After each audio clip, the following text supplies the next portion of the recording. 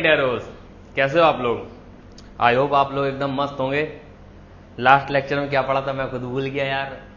Actually ये lecture मैंने बहुत पहले रिकॉर्ड कर दिया था, ठीक है, और किसी ग्लिच की वजह से, ठीक है, ऑडियो जो है बहुत गंदा रिकॉर्ड हुआ, ठीक है। तो यार ये लेक्चर मुझे दोबारा रिकॉर्ड करना पड़ा, बहुत मेहनत लगती है एक लेक्चर रिकॉर्ड करने में, ठीक है। तो आज के लेक्चर हम लोग क्या पढ़ने वाले हैं, काफ़ी लंबा लेक्चर दिख रहा होगा आपको, 1.5 घंटे के अराउंड।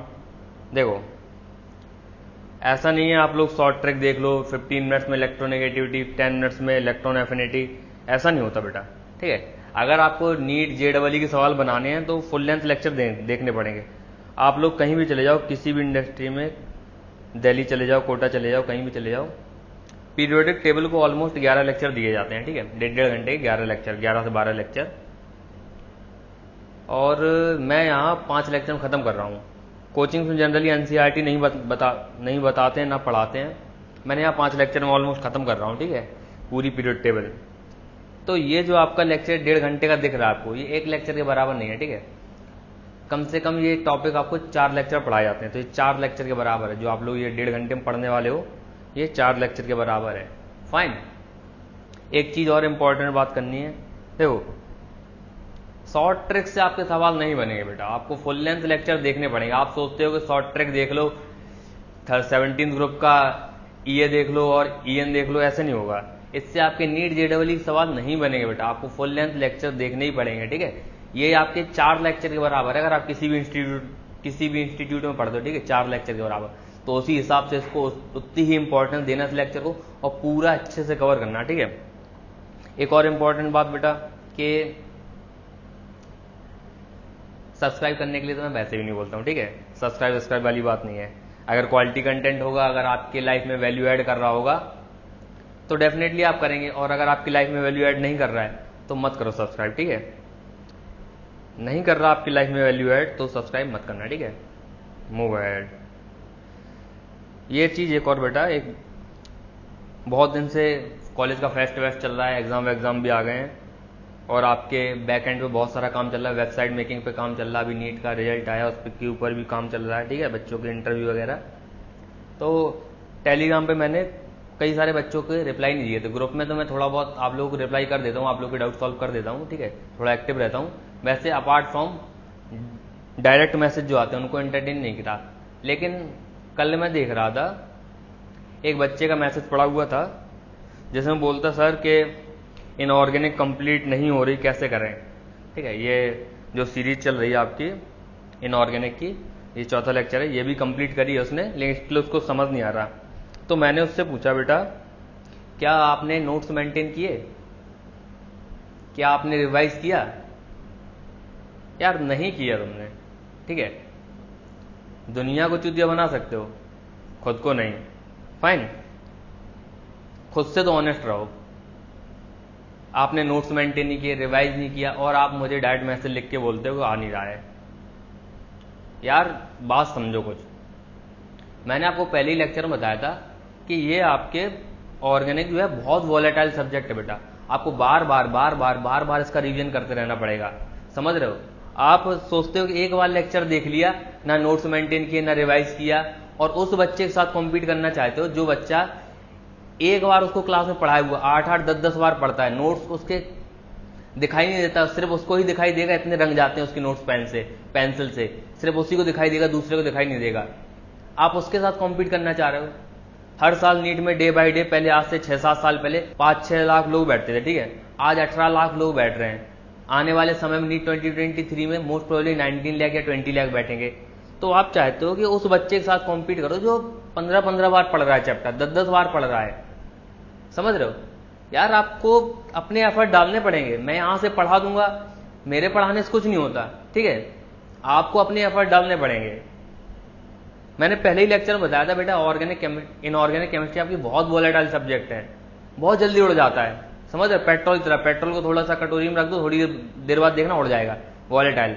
ऐसे ही इनऑर्गेनिक भी आपका वॉलेटाइल है, तो आपको आपके एफर्ट डालने पड़ेंगे उसमें, ठीक है। मैं सिर्फ उस बच्चे को नहीं डांट रहा हूं, ये मोस्ट ऑफ द बच्चों को, मेजोरिटी ऑफ द बच्चों को प्रॉब्लम है। मुझे कोई शौक नहीं था जो मुद्दे को यहाँ पे आपके लेक्चर में इंट्रोड्यूस करना, लेकिन ये मोस्ट ऑफ द बच्चों की प्रॉब्लम है पढ़ेंगे नहीं, लेकिन ब्लेम करते रहेंगे कि नहीं आ रहा, नहीं आ रहा, नहीं आ रहा, ठीक है।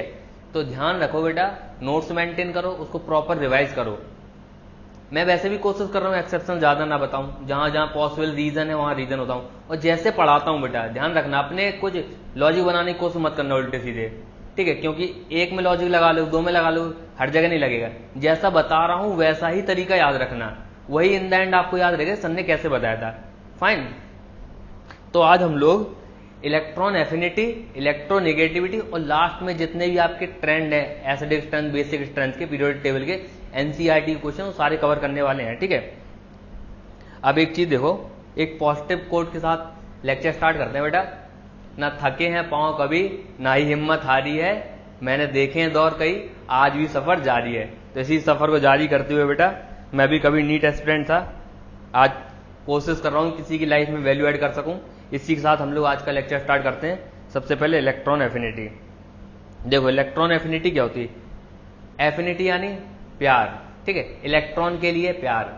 आपने देखा होगा कई लोग ऐसे होते हैं जो अपनी लाइफ में लोगों को आने के लिए ओपन रहते हैं कि आ जाओ आ जाओ आ जाओ, जिसको भी आना है आने देते हैं, ठीक है।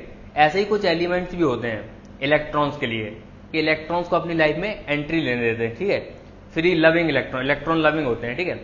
जब इलेक्ट्रॉन आता है तो कुछ एनर्जी रिलीज करते हैं। कुछ ऐसे होते हैं कंजर्वेटिव, कुछ लोग भी ऐसे कंजर्वेटिव होते हैं कि उनका एक लिमिटेड फ्रेंड सर्किल होगा, बिल्कुल किसी और से इंटरेक्ट नहीं करेंगे। ऐसे ही कुछ एलिमेंट होते हैं, ठीक है, जो इलेक्ट्रॉन को अपने अंदर आने ही नहीं देते, बिल्कुल कंजर्वेटिव टाइप के, ठीक है। तो इसकी डेफिनेशन क्या है ये देखो आप, the amount of energy released when electron is added in the outermost shell of an isolated gaseous atom is known as electron affinity. This process can be exothermic or it can be endothermic as well, ठीक है। अब ध्यान देना जरा वो शब्द पे, released energy की बात कर रहा है बेटा। इलेक्ट्रॉन एफिनिटी कैसी होती है आपकी? रिलीज्ड एनर्जी, पहले ही उसने बोल दिया रिलीज्ड एनर्जी, तो जनरली आपकी कैसी होती है? पॉजिटिव लिखते हैं हम लोग, ठीक है। ये आपकी एंडोथर्मिक प्रोसेस भी हो सकती है, एक्सोथर्मिक प्रोसेस भी हो सकती है, और इसकी यूनिट्स क्या होती हैं? किलोजूल पर मोल, किलो कैलोरी पर मोल या इलेक्ट्रॉन वोल्ट पर एटम, ठीक है। एक चीज याद रखना बेटा, जितना भी मैं आपको ये लेक्चर नोट्स हैं जिन पे मैं आपको पढ़ा रहा हूं, ये आपको हमारे सारे नोट्स इस लेक्चर प्लान का जितना भी आपका 20 से 25 स्लाइड होंगी या 50-55 स्लाइड होंगी, ये सारी आपको हमारे टेलीग्राम चैनल नीटेरो पे मिल जाएंगे बेटा। जैसे ही लेक्चर आपका यूट्यूब पे डिलीवर होगा, यूट्यूब पे आउट होगा, इसकी पीडीएफ, इस लेक्चर प्लान की पीडीएफ आपको हमारे टेलीग्राम चैनल नीटेरो पे मिल जाएगी, ठीक है। जो बच्चे स्टिल नोट बनाना नहीं चाहते, ठीक है, वो इसका यूज कर सकते हैं, या बाद में कभी उसका फर्दर रिवीजन के लिए या डिजिटल मटेरियल का यूज करते हैं तो उसमें यूज कर सकते हैं, ठीक है, नोट्स का। तो हमारे टेलीग्राम चैनल नीटेरो पे बेटा, टेलीग्राम चैनल नीटेरो पे आपको टेलीग्राम चैनल, ठीक है, टेलीग्राम चैनल नीटेरो पे मिल जाएंगे बेटा ये, ओके। इलेक्ट्रॉन एफिनिटी समझ में आई? Energy, amount of energy released when electron is added in the outermost shell of an isolated gaseous atom, ठीक है। ऐसा ही कुछ हम लोगों ने आयनाइजेशन एनर्जी में भी देखा था, isolated gaseous atom, okay. Exothermic हो सकती है, एंडोथर्मिक हो सकती है, यूनिट देख ली, ठीक है। अब देखो, generally first electron addition in a neutral atom is exothermic, यानी अट्रैक्शन होगा तो एनर्जी रिलीज होगी, ठीक है। But the addition of second electron due to negative repulsion is always endothermic process बेटा, ध्यान रखना है, ऑलवेज, ये इंपॉर्टेंट है। सेकेंड इलेक्ट्रॉन का एडिशन जो है ना आपका, हमेशा ही आपका एंडोथर्मिक है। अगर आपको किसी एटम के अंदर सेकेंड इलेक्ट्रॉन डालना है तो एनर्जी देनी पड़ेगी, एनर्जी देके जबरदस्ती इलेक्ट्रॉन को एंटर करें। जैसे O-2, जब दूसरा इलेक्ट्रॉन ऑक्सीजन लेता है तो एनर्जी उसको लेनी पड़ती है, उसको देनी पड़ती है, ठीक है, तभी वो दूसरा इलेक्ट्रॉन एक्सेप्ट करता है। तो पहली तो जनरली जो है आपका पहला इलेक्ट्रॉन एडिशन जनरली आपका कैसा होता है? एट्रैक्शन की वजह से एक्सोथर्मिक, यानी एनर्जी रिलीज हो जाती है। लेकिन सेकंड इलेक्ट्रॉन एडिशन हमेशा ही, इसमें कोई एक्सेप्शन नहीं, हमेशा ही आपका एंडोथर्मिक प्रोसेस है, यानी एनर्जी आपको देनी पड़ेगी। फाइन। अब देखो जरा, एक टर्म और आता है बेटा, इलेक्ट्रॉन गेन एंथैल्पी, ठीक। एक होता है इलेक्ट्रॉन एफिनिटी बेटा, एक होता है इलेक्ट्रॉन गेन एंथैल्पी बेटा, ठीक है। इलेक्ट्रॉन गेन एंथैल्पी क्या है? देखो, ये थर्मोडायनेमिक्स का टर्म है, ये आपको हीट ऑफ रिएक्शन डिनोट करता है, ठीक है। तो इलेक्ट्रॉन गेन एंथैल्पी को लिखते कैसे हम लोग? इलेक्ट्रॉन गेन एंथैल्पी को हम लोग ऐसे लिखते हैं बेटा, delta H heat of reaction लिखते Eg, ये होता है हमारा इलेक्ट्रॉन गेन एंथैल्पी, ये आपका थर्मोडायनेमिक्स का टर्म है डेल्टा एच। अगर कोई प्रोसेस आपकी एक्सोथर्मिक है तो उसकी हीट ऑफ रिएक्शन कैसी होती है, डेल्टा एच नेगेटिव, ठीक है। अगर कोई प्रोसेस आपकी एंडोथर्मिक है तो उसकी हीट ऑफ रिएक्शन कैसी होती है, पॉजिटिव। तो बस एक चीज ध्यान रखना, अगर इलेक्ट्रॉन लेके कोई एटम हीट रिलीज कर रहा है तो एक्सोथर्मिक प्रोसेस का जो डेल्टा एच होता है वो नेगेटिव होता है बेटा। तो ये दोनों की दोनों आपकी सेम होती हैं, बस साइन नेगेटिव होता है, ऑपोजिट होता है दोनों का, ठीक है। ओके, बस ध्यान रखना जो आपका इलेक्ट्रॉन गेन एंथैल्पी है ये आपका थर्मोडायनेमिक्स का टर्म है। अगर आप इलेक्ट्रॉन एफिनिटी का नेगेटिव कर दोगे तो इलेक्ट्रॉन गेन एंथैल्पी मिल जाएगा, इलेक्ट्रॉन गेन एंथैल्पी का नेगेटिव कर दोगे तो इलेक्ट्रॉन एफिनिटी मिल जाएगा, ठीक है। इलेक्ट्रॉन एफिनिटी आपका पहले से ही हम कंसीडर करके चल रहे रिलीज्ड एनर्जी, तो एक्सोथर्मिक प्रोसेस में हम इसको पॉजिटिव लेते हैं और डेल्टा एच जो है एक्सोथर्मिक प्रोसेस का वो ऑलरेडी नेगेटिव होता है, ठीक है। तो दोनों के ऑपोजिट साइन है, अगर एक नेगेटिव लगा देंगे दोनों बराबर है, फाइन। तो जो आपके ये टर्म की डिफरेंस है बेटा ये क्लियर रखना। इलेक्ट्रॉन एफिनिटी पढ़ रहे हैं हम लोग, आज इलेक्ट्रॉन गेन एंथैल्पी की बात नहीं कर रहे। जब भी आपको इलेक्ट्रॉन गेन एंथैल्पी के टर्म्स में सवाल पूछा जाए तो नेगेटिव लगा लेना सारी वैल्यूज के आगे और क्वेश्चन सॉल्व हो जाएगा आपका, फाइन। अब देखो कोई एक्स एलिमेंट है, हैलोजन है, ठीक है, कोई एक्स एलिमेंट है जो एक इलेक्ट्रॉन एक्सेप्ट कर रहा है, गैसियस है, आइसोलेटेड है, एक इलेक्ट्रॉन एक्सेप्ट किया, नेगेटिव बन गया और एनर्जी कैसी रिलीज कर दी इसने, EA1 जो कि पॉजिटिव एनर्जी रिलीज कर दी, और हीट ऑफ रिएक्शन यानी delta H electron gain enthalpy कितना है, नेगेटिव, क्योंकि एनर्जी रिलीज की है, डेल्टा एच कैसा होता है, नेगेटिव। एक और इलेक्ट्रॉन अगर एक्सेप्ट करेगा तो डेल्टा E2 नेगेटिव होगा, डेल्टा एच Eg पॉजिटिव होगा। इसका मतलब क्या है, सेकेंड इलेक्ट्रॉन का एडिशन हमेशा ही एंडोथर्मिक प्रोसेस है, ठीक है। अगर एंडोथर्मिक प्रोसेस तो delta H Eg electron gain enthalpy कैसा हो जाएगा, पॉजिटिव, क्योंकि एंडोथर्मिक रिएक्शंस का हीट ऑफ रिएक्शन कैसा होता है, पॉजिटिव। अगर Eg पॉजिटिव है बेटा तो इलेक्ट्रॉन एफिनिटी कैसा हो जाएगा, नेगेटिव, ठीक है। एफिनिटी मतलब लेना नहीं चाह रहा, उसको जबरदस्ती दिया जा रहा है, ठीक है, जबरदस्ती दिया जा रहा है, एनर्जी दी जा रही है, तो एनर्जी दी जा रही है तो negative of electron affinity, fine. Electron affinity हमारा क्या था, एनर्जी रिलीज्ड, तो ये नेगेटिव आएगा। अब एक चीज देखना, एक इंपॉर्टेंट क्वेश्चन यहां से बनता बेटा, यहां पे क्या बनता आपका, EA1 प्लस EA2 की वैल्यू क्या होगी, इसकी वैल्यू ग्रेटर देन 0 होगी, लेस देन 0 होगी, इक्वल टू 0 होगी, कांट प्रेडिक्ट बेटा। बताओ जरा इसकी क्या होगी वैल्यू, सोच के बताओ जरा। देखो होता क्या है, जितनी एनर्जी EA1 में रिलीज होती है, ठीक है, जब सेकंड इलेक्ट्रॉन डालते हैं तो बेटा बहुत ज्यादा रिपल्सन होता है, इतनी ज्यादा एनर्जी देनी पड़ती है कि जितनी पहली बार में रिलीज हुई थी उससे भी ज्यादा एनर्जी देनी पड़ती है। तो फॉर एग्जांपल अगर EA1 में आपको मान लो 9 इलेक्ट्रॉन वोल्ट रिलीज हुई थी बेटा, तो EA2 में सेकंड इलेक्ट्रॉन डालने में बेटा हो सकता है -12 इलेक्ट्रॉन वोल्ट देनी पड़े आपको। तो हमेशा कैसा रहेगा बेटा आंसर, लेस देन 0। याद रखना EA1 प्लस EA2 हमेशा कैसा आएगा, लेस देन 0, क्योंकि सेकंड इलेक्ट्रॉन डालने में बहुत सारी एनर्जी देनी पड़ती, जितनी तो पहले इलेक्ट्रॉन डालने में रिलीज नहीं हुई थी, ठीक है। इसी का सेकंड वेरिएंट बेटा, इसी का सेकंड वेरिएंट क्या होता है, इसी का सेकंड वेरिएंट देखो जरा,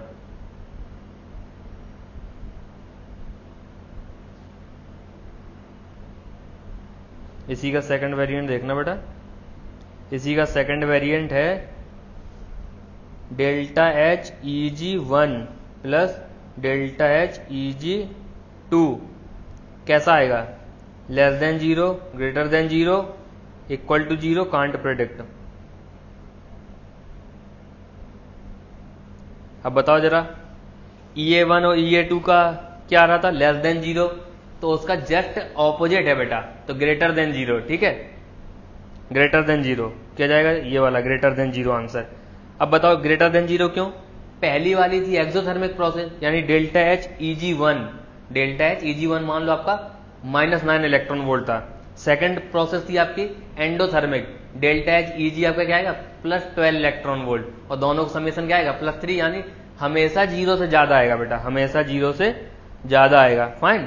तो समझ में आया, एक वेरिएंट आपका इलेक्ट्रॉन एफिनिटी का है, एक वेरिएंट आपका इलेक्ट्रॉन गेन एंथैल्पी का है, ठीक है। अगर कंसेप्ट क्लियर नहीं होंगे तो ये क्वेश्चन आपके नहीं बनेंगे, फाइन। और बहुत ज्यादा आपके JEE मेंस में और नीट में आराम से पूछा जा सकता है सवाल ये।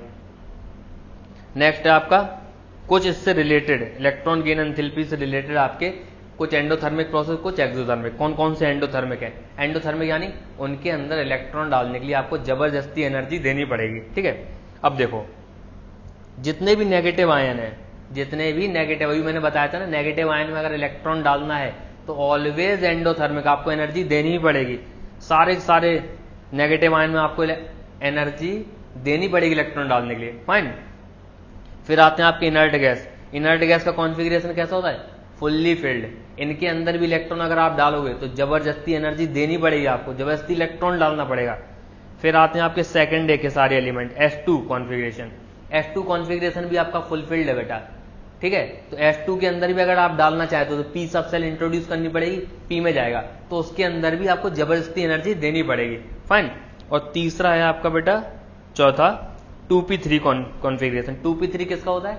नाइट्रोजन का। 2p3 भी आपका नाइट्रोजन के पूरे ग्रुप में ना पगली ऐसे सब बिगड़ जाएगा, ठीक। नेपाल, पाकिस्तान, ऑस्ट्रेलिया सब बिगाड़ी। उस ग्रुप में नाइट्रोजन सिर्फ आपका कैसा है? एंडोथर्मिक, बाकी सारे क्या है? एक्सोथर्मिक, ठीक है, P3 कॉन्फ़िगरेशन में। अब एक्सो कौन कौन से?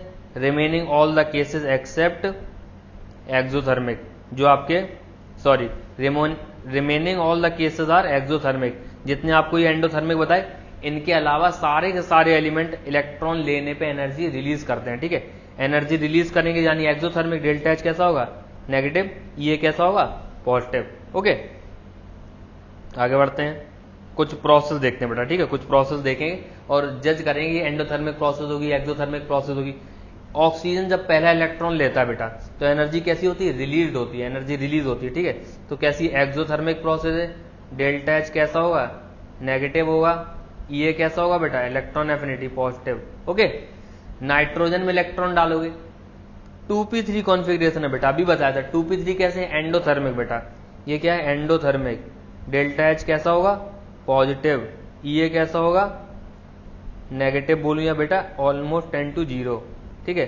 क्यों 10 to 0 बोल रहा हूं? क्योंकि ये इलेक्ट्रॉन लेना नहीं चाहता, तो रिलीज कहां से करेगा एनर्जी, ठीक है। ये सारी इनर्ट गैसेस हैं, ये भी कैसे होंगे? एंडो, ठीक है। ये सारे S2 कॉन्फ़िगरेशन के हैं, ये भी कैसे होंगे? एंडो। ये फॉस्फोरस भी बेटा 3p3 है, ठीक है, नाइट्रोजन के ही ग्रुप का मेंबर है, लेकिन ये कैसा होता है? एक्सोथर्मिक बेटा, ये इलेक्ट्रॉन लेने पे एनर्जी रिलीज करता है। डेल्टा एच कैसा होता है इसका? नेगेटिव। और ये कैसा होता है बेटा? Positive, fine. तो याद रखेंगे सिर्फ नाइट्रोजन अकेला आपका एंडोथर्मिक है बेटा पूरे ग्रुप में, ठीक है। बाकी आपके F2 configuration, inert gas configuration और सारे नेगेटिव आयंस। अब फैक्टर्स अफेक्टिंग इलेक्ट्रॉन एफिनिटी देखो, सबसे पहला है जेड इफेक्टिव।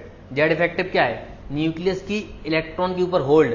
अगर जेड इफेक्टिव ज्यादा हुआ तो बाहर से आने वाले इलेक्ट्रॉन को अच्छे से खींच लेगा तो ज्यादा से ज्यादा एनर्जी रिलीज होगी। तो जेड इफेक्टिव हमारा डायरेक्टली प्रोपोर्शनल है इलेक्ट्रॉन एफिनिटी के, ठीक है। जितना ज्यादा जेड इफेक्टिव, जितना ज्यादा पॉजिटिव चार्ज, उतना ज्यादा जेड इफेक्टिव, उतनी ज्यादा ये। जितना ज्यादा नेगेटिव चार्ज, उतनी कम जेड इफेक्टिव, उतना ही कम ये। किसके लिए एप्लीकेबल है? सेम एटम या आइसोइलेक्ट्रॉनिक स्पीसीज के लिए, ठीक है। अब देखो जरा, जो पीरियड है आपका, जो पीरियड है सेकंड पीरियड है बेटा, ये क्या है? Second period. Okay, second period में लेफ्ट टू राइट जाने में जेड इफेक्टिव बढ़ता है और लेफ्ट टू राइट जाने में जेड इफेक्टिव बढ़ता है। ये कैसी होगी? बढ़ेगी बेटा, ये अभी हाल देखा ना हमने। तो ये हमारा ऐसा आएगा, ये का ऑर्डर, ठीक है, fine. Then O-2, O-O positive, O positive 2, same atom है, पॉजिटिव चार्ज बढ़ेगा, ये बढ़ेगी, ठीक है। तो ये का ऑर्डर क्या आएगा? ये आएगा, फाइन। हाइड्रोजन भी सेम एटम है, पॉजिटिव चार्ज बढ़ेगा, ये बढ़ेगा। ये सारे क्या है बेटा? 18 इलेक्ट्रॉन स्पीसीज, 18 इलेक्ट्रॉन स्पीसीज, ठीक है। 18 इलेक्ट्रॉन स्पीसीज है, आइसोइलेक्ट्रॉनिक स्पीसीज है। पॉजिटिव चार्ज ज्यादा तो जेड इफेक्टिव ज्यादा, जेड इफेक्टिव ज्यादा तो ये ज्यादा। ये का ऑर्डर लगा दो बेटा, ये आ गया, फाइन। नेक्स्ट क्वेश्चन, ये सारे क्या है? 10 इलेक्ट्रॉन स्पीसीज बेटा, 10 इलेक्ट्रॉन स्पीसीज। पॉजिटिव चार्ज ज्यादा तो ये ज्यादा, ठीक है, नेगेटिव चार्ज ज्यादा तो ये कम। ये आपका ये का ऑर्डर आ गया, ठीक है, फाइन। कर लेंगे, मतलब बहुत सिंपल है ये तो, मतलब आपका बेसिक्स है, ठीक है। अभी कुछ अच्छे क्वेश्चन आएंगे। सेकंड फैक्टर आपका शेल नंबर। जैसे जैसे सेल नंबर बढ़ता है यानी एटम का साइज बढ़ता है, एटम का साइज बढ़ता है यानी आउटर मोस्ट इलेक्ट्रॉन की दूरी बढ़ती है न्यूक्लियस से। अगर आउटर मोस्ट इलेक्ट्रॉन की दूरी बढ़ेगी तो जो अट्रैक्शन पावर है, बाहर से आने वाले इलेक्ट्रॉन खींचने की पावर है, वो क्या हो जाएगी? कम हो जाएगी। अगर वो कम हो जाएगी तो रिलीज एनर्जी कैसी हो जाएगी? कम। रिलीज एनर्जी कम हो जाएगी तो ये आपकी कम, इसलिए इनवर्सली प्रोपोर्शनल है। ठीक है, जैसे फर्स्ट ग्रुप का एग्जांपल लेते हैं, लीना की रब से फरियाद। ठीक है, डाउन द ग्रुप क्या हो रहा है? साइज बढ़ रहा है, साइज बढ़ रहा है तो ये कैसी होती है? घटती है बेटा। ठीक है, ये कैसी होती है? घटती है।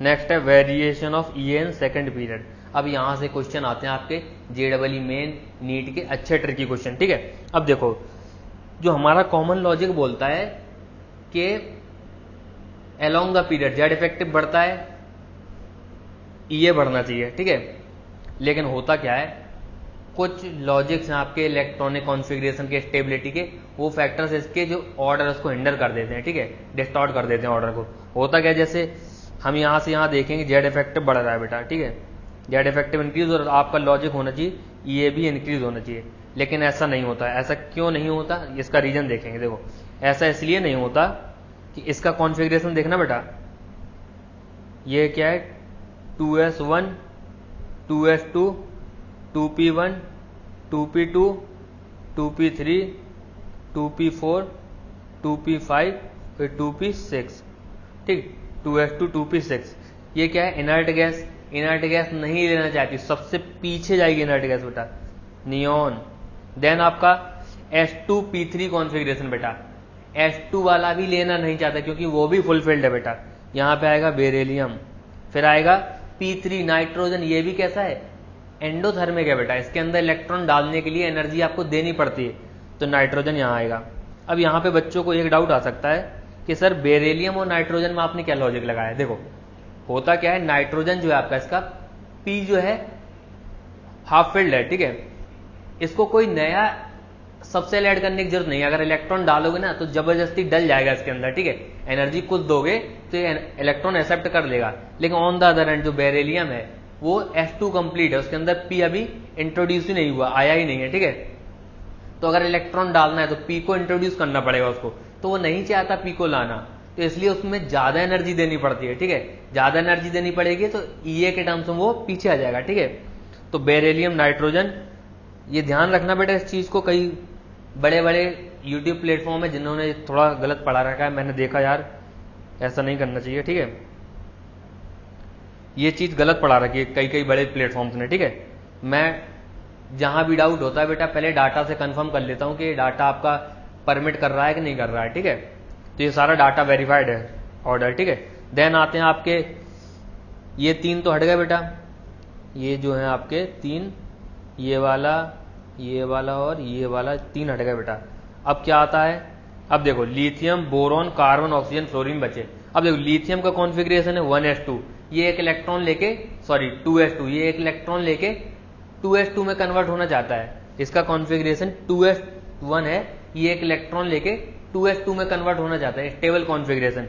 ऑन द अदर हैंड अगर मैं बोरॉन की बात करूं तो एक इलेक्ट्रॉन लेके 2p2 में कन्वर्ट होगा, तो 2p2 बहुत ज्यादा स्टेबल नहीं है। तो जो लिथियम है वो ज्यादा एनर्जी रिलीज करता है बोरोन से। ठीक है, तो इसके बाद आता है आपका बोरोन से ज्यादा आता है लिथियम। ठीक है, उसके बाद क्या आता है आपका कार्बन ऑक्सीजन फ्लोरीन।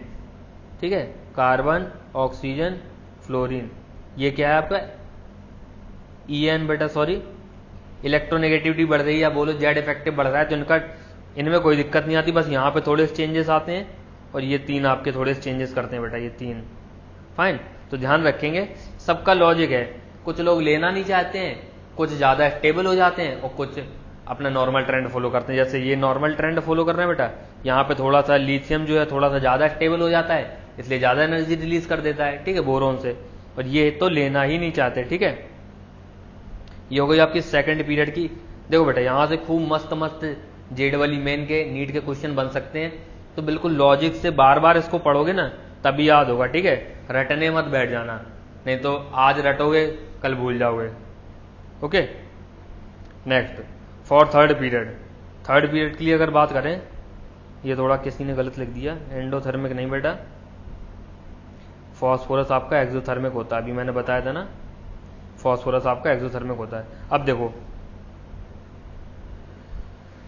जो आपका नाइट्रोजन था सेकंड पीरियड में, उसको तो हम सबसे पीछे ले गए थे क्योंकि वो लेना ही चाहता था, वो एंडोथर्मिक था। लेकिन यहाँ पे देखो क्या होगा, ये आपका इनर्ट गैस है बेटा, ये H2 कॉन्फ़िगरेशन है, तो सबसे पीछे हमारा आर्गन आ जाएगा, उसके आगे मैग्नीशियम आ जाएगा, ठीक है।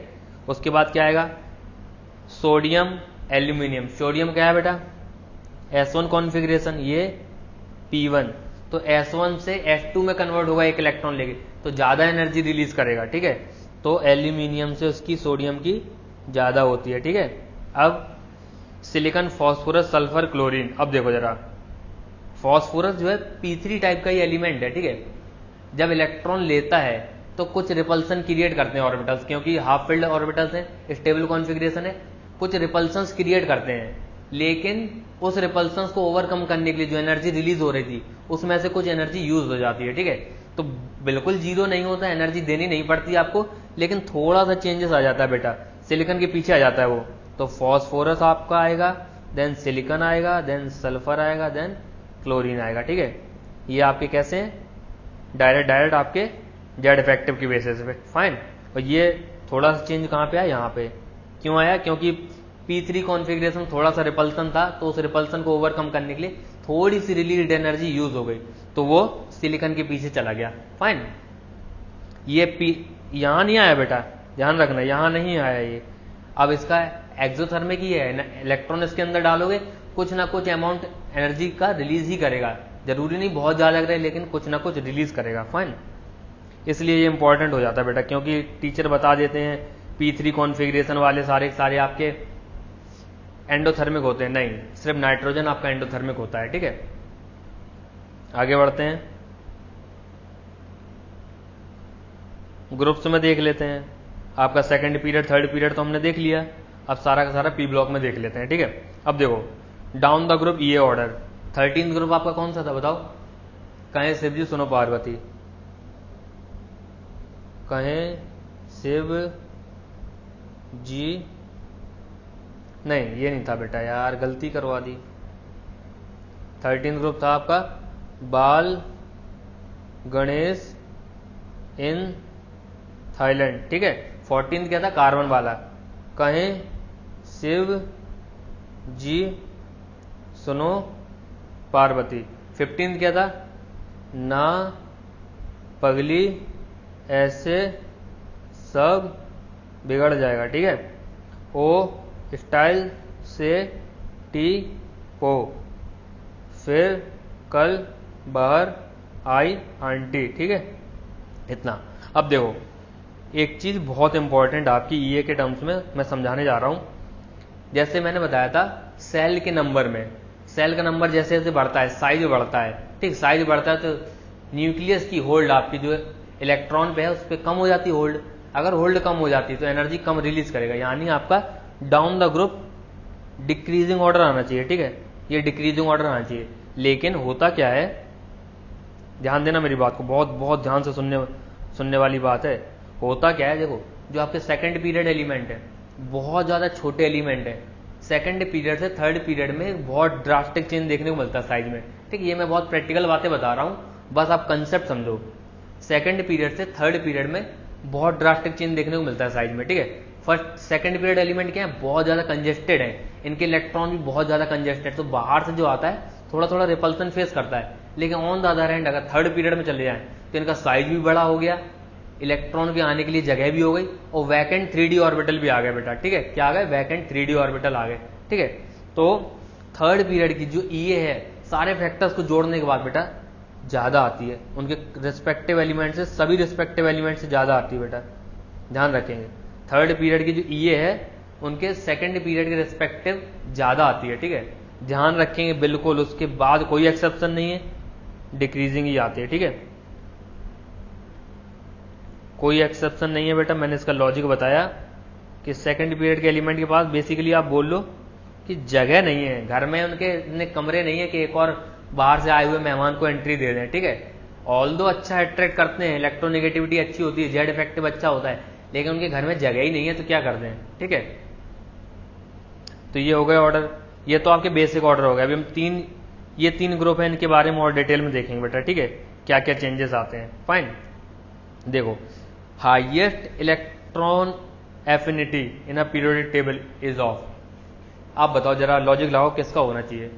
लेफ्ट टू राइट भी बढ़ती है इलेक्ट्रॉन एफिनिटी, ये top to bottom, second to third में बढ़ती है बस, ठीक है, सेकंड पीरियड से थर्ड पीरियड में बढ़ती है और घटती है। तो सेकंड पीरियड में अगर मैं बात करूं सबसे ज्यादा फ्लोरीन, फ्लोरीन से भी ज्यादा किसकी? क्लोरीन की। तो हाईएस्ट इलेक्ट्रॉन एफिनिटी पूरी पीरियोडिक टेबल में किसकी होती है? क्लोरीन की।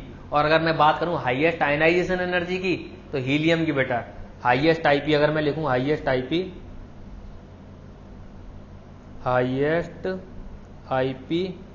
In periodic table equals to helium, ठीक है, सबसे छोटी इनर्ट गैस। फाइन, अब देखो हमें 17th ग्रुप में ईए का ऑर्डर लिखना है, 16th में, 15th में। तो 17th में देखो फ्लोरीन बढ़िया इलेक्ट्रोनेगेटिव एलिमेंट है। इलेक्ट्रोनेगेटिविटी क्या है थोड़ा तो आइडिया होगा आपको, मैं आगे चल के थोड़ा डिटेल में बताऊंगा, ठीक है। जेड इफेक्टिव अच्छा खासा है, इलेक्ट्रॉन को अच्छा खासा खींचता है, ठीक है, ले सकता है। तो होता क्या, क्लोरीन से तो कम हो जाती है फ्लोरीन की बेटा, लेकिन उससे कम नहीं होती है। ब्रोमीन की आती है उससे पीछे आयोडीन की। तो जो फ्लोरीन का थोड़ा सा चेंजेस होता है ना, थोड़ा सा ही कम होता है बेटा, ब्रोमीन और आयोडीन से कम नहीं होता है, ठीक है। लेकिन 16th और 15th ग्रुप में क्या होता है? 15th में तो हम जानते हैं नाइट्रोजन तो ऑलरेडी एंडोथर्मिक है बेटा, उसके अंदर इलेक्ट्रॉन डालना एंडोथर्मिक है। तो नाइट्रोजन तो ऑलरेडी सबसे पीछे आने वाला, बाकी सारे एक्सोथर्मिक है, एनर्जी रिलीज्ड है। तो नेपाल, पाकिस्तान, ऑस्ट्रेलिया सब भिखारी, ठीक है, ये लगता है ऑर्डर। ऑक्सीजन वाले में भी इलेक्ट्रॉन डालो बेटा, ठीक है, तो एनर्जी रिलीज होती है, लेकिन सल्फर से तो कम होती है, लेकिन इतनी ज्यादा कम होती है वो बेटा, ओ स्टाइल से टी पो से भी कम हो जाती है बेटा, ठीक है।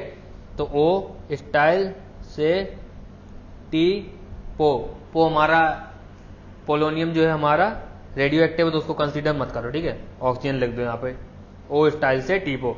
तो देख रहे हो बेटा, देख रहा है विनोद कैसे घुमाया जा रहा है? नाइट्रोजन भी पीछे चला गया, ऑक्सीजन भी पीछे चला गया, लेकिन फ्लोरीन नहीं गया, ठीक है। इन 3 ग्रुप की जो इलेक्ट्रॉन एफिनिटी है याद रखेंगे, ठीक है। सबसे ज्यादा पूरी पीरियड टेबल में क्लोरीन की, सबसे ज्यादा आईपी पूरी पीरियड टेबल में हीलियम की, 17th ग्रुप में क्लोरीन, फ्लोरीन, ब्रोमीन, आयोडीन, ठीक है। ये ईए का ऑर्डर है, याद रखना बेटा। इलेक्ट्रोनेगेटिविटी का अलग आता है, इलेक्ट्रोनेगेटिविटी में तो फ्लोरीन ही जीतता है, ठीक है। ये भी आपका ईए का ऑर्डर है, ठीक है, ज्यादा दिक्कत नहीं आएगी, बार बार रिवाइज करेंगे तो आ जाएगा। बड़े क्वेश्चन बनते हैं इससे, जेडबल मेंस के, नीट के आराम से क्वेश्चन इससे बन सकते हैं। अब देखो, अब 2 ग्रुप में कंपेयर करने की बात आई है, ठीक है। 2 ग्रुप में आपको कंपेयर करना है कि ईए का ऑर्डर। अब देखो ये क्या है, बाल गणेश सिंह थाईलैंड वाला और कहीं शिवजी। तो लेफ्ट टू राइट जाने पे बोरोन से तो ज्यादा ही होती है बेटा कार्बन की, तो इस ग्रुप की पूरे ग्रुप की ज्यादा होगी, ठीक है, बोरोन वाले ग्रुप से। अब बोरोन से ज्यादा एल्यूमिनियम की, कार्बन से ज्यादा सिलिकॉन की। ऑर्डर क्या लगेगा बेटा? सिलिकॉन से कम कार्बन, कार्बन से कम एल्यूमिनियम, एल्यूमिनियम से कम बोरोन। फाइन, नेक्स्ट नाइट्रोजन वाला कार्बन से तो कम होता है, ठीक है, क्यों? P3 कॉन्फ़िगरेशन, तो पूरा का पूरा ग्रुप इससे कम होगा। क्या लगेगा? Silicon, carbon, phosphorus, nitrogen. Nitrogen के बारे में क्या है बेटा खास? ये क्या है? एंडोथर्मिक है बेटा। ये सारे के सारे क्या हैं? एक्सो, ठीक है, एक्सोथर्मिक, ओके। ये बहुत छोटी छोटी बातें हैं जो आपके मेजर्स में, माइनर्स में और जितने बड़े आपके ऑल इंडिया एग्जाम्स होते हैं बेटा, इनमें बहुत हेल्प करने वाला है। फॉस्फोरस आपका कैसा होता है? एक्सो। मैं बार बार क्यों बोल रहा हूँ? मुझे कोई शौक थोड़ी ना है, इसलिए बोल रहा हूँ आपके दिमाग में फिट हो जाए। नाइट्रोजन सिर्फ आपका एंडो है 2p3 में, ठीक है, p3 में। इसमें देखो नाइट्रोजन वाला ग्रुप आ गया ना बेटा, ये कम हो जाएगा, ये इससे ज्यादा, ये इससे ज्यादा। सल्फर से कम ऑक्सीजन से कम, फॉस्फोरस से कम नाइट्रोजन, ठीक है। ईए का ऑर्डर है ये, ठीक है, ईए। ऑक्सीजन के ग्रुप से ज्यादा फ्लोरीन के ग्रुप की होगी, ठीक है। Chlorine, fluorine, sulphur, oxygen, okay. अब देखो एक चीज देखो, एक स्टेटमेंट रीड कर रहा हूं, बिल्कुल ध्यान से सुनना। IP of a element is greater than its EA, मतलब किसी एक एलिमेंट को अगर एक एक्स एलिमेंट है उसकी आईपी कैलकुलेट करूं और उसी की ईए कैलकुलेट करूं तो हमेशा आईपी ज्यादा आएगी बेटा, हमेशा आईपी ज्यादा आएगी। क्यों ज्यादा आएगी बताता हूं इसका रीजन क्यों ज्यादा आएगी। देखो जरा, अब ध्यान से देखना थोड़ा सा, जो एक्स एलिमेंट है अगर ये एक इलेक्ट्रॉन लेता है तो एक्स माइनस बनता है, जो एनर्जी रिलीज होती है वो क्या बोलते हैं हम उसको, ई ऑफ एक्स, ठीक है। अगर एक्स माइनस से एक इलेक्ट्रॉन निकाले बेटा, अगर एक्स माइनस से एक इलेक्ट्रॉन निकाले उसमें एनर्जी जो देंगे बेटा वो क्या होगा आपका, IP of X minus. X minus से एक इलेक्ट्रॉन निकालना एक्स कन्वर्ट करने के लिए तो आईपी ऑफ एक्स माइनस, ठीक है। और दोनों ही प्रोसेस देखो ऑपोजिट है, एक बार इलेक्ट्रॉन ऐड हो रहा है जो एनर्जी रिलीज हो रही है, एक बार इलेक्ट्रॉन निकाला जा रहा है तो एनर्जी दी जा रही, तो दोनों ही प्रोसेस ऑपोजिट है तो इनका मैग्नीट्यूड क्या होगा, सेम होगा। यानी ईए जो होगी आपकी किसके बराबर होगी, EA of X minus equal to EA of X equal to IP of X minus. इतना समझ में आता है, ठीक है। अब एक चीज और ध्यान से देखना जरा, अगर मैं x माइनस से x में कन्वर्ट करूं, x से x प्लस में कन्वर्ट करूं, ये हम IP ले लें, IP अल्फा, ये IP बीटा ले लें, ठीक है। अब बताओ IP अल्फा ज्यादा होगी या IP बीटा, बताओ बताओ। नेगेटिव से इलेक्ट्रॉन निकालना इजीली निकल जाएगा, ठीक है, कुछ एनर्जी देंगे निकल जाएगा। न्यूट्रल एटम से इलेक्ट्रॉन निकालना मतलब बहुत ज्यादा एनर्जी देनी पड़ेगी। तो यहाँ कंसेप्ट जो हमारे दिमाग में लग रहा है, हम जान रहे हैं आईपी बीटा जो है आईपी अल्फा से ज्यादा है, ठीक है। अब ध्यान दो जरा, जो आईपी अल्फा है आपका बेटा, आईपी अल्फा जो है आपका ईए के बराबर है बेटा, किसके बराबर है, ईए के बराबर। तो आईपी अल्फा की जगह मैं लिख सकता हूं ईए। तो अब जरा स्टेटमेंट देखो ये वाला जो आपको ये दिख रहा है, IP of a element is greater than its EA. IP beta क्या है, एक्स एलिमेंट की आईपी है बेटा, एक्स से एक्स प्लस कन्वर्ट करा जा रहा है, ठीक है। ये आईपी बीटा जो है आपकी किसी एक्स एलिमेंट की आयनाइजेशन एनर्जी है, और आईपी अल्फा जो है बेटा ये मैग्नीट्यूड वाइज आपकी ईए है। तो ईए हमेशा कैसी आ गई बेटा, आईपी से लेस है ईए, ठीक है। कंसेप्ट समझ में आया, पहले मैंने दोनों आईपी के टर्म्स में समझाया आपको, फिर इक्वेट करा दिया, फाइन। तो बात समझ में आई, किसी भी एलिमेंट की आईपी आपके उसके ईए से ज्यादा होती है, ठीक है। अगर ये चीज समझ में नहीं आई बेटा तो थोड़ा सा बैक करके फिर से देख लो, और फिर भी समझ नहीं आई तो बेटा कमेंट सेक्शन में डाल दो या डिस्कशन ग्रुप में जाके बता देना बेटा, तो मैं उसका एक और एक्सप्लेनेटरी वीडियो आपको वहीं पे टेलीग्राम पे ही प्रोवाइड कर दूंगा, फाइन। अब जरा कंपेयर करो, यहाँ पे आईपी कंपेयर करनी है। इतना तो दिमाग में आ ही रहा होगा बेटा आपके कि जो न्यूट्रल एलिमेंट है उनकी आईपी ज्यादा होनी चाहिए, तो जो न्यूट्रल एलिमेंट है उनकी आईपी ज्यादा होनी चाहिए, ठीक है। और फ्लोरीन छोटा है क्लोरीन बड़ा है तो फ्लोरीन की तो ज्यादा आएगी क्लोरीन से, ठीक है। अब हमें F माइनस Cl माइनस से देखना है किसकी ज्यादा होगी आईपी। तो जरा ये बताओ, F से F माइनस बना होगा, Cl से Cl माइनस बना होगा। अगर मैं इनका EA पता कर लूं तो उसी का ऑपोजिट आ जाएगा हमारा आईपी। जैसे हम F से F माइनस बनाया बेटा, ठीक है, ये क्या हमारा EA, F माइनस से F बनाना है, ये क्या है आईपी। तो आईपी ही तो पूछ रहा, तो मतलब EA देख लूं मैं, वही मैग्नीट्यूड होगा same to same.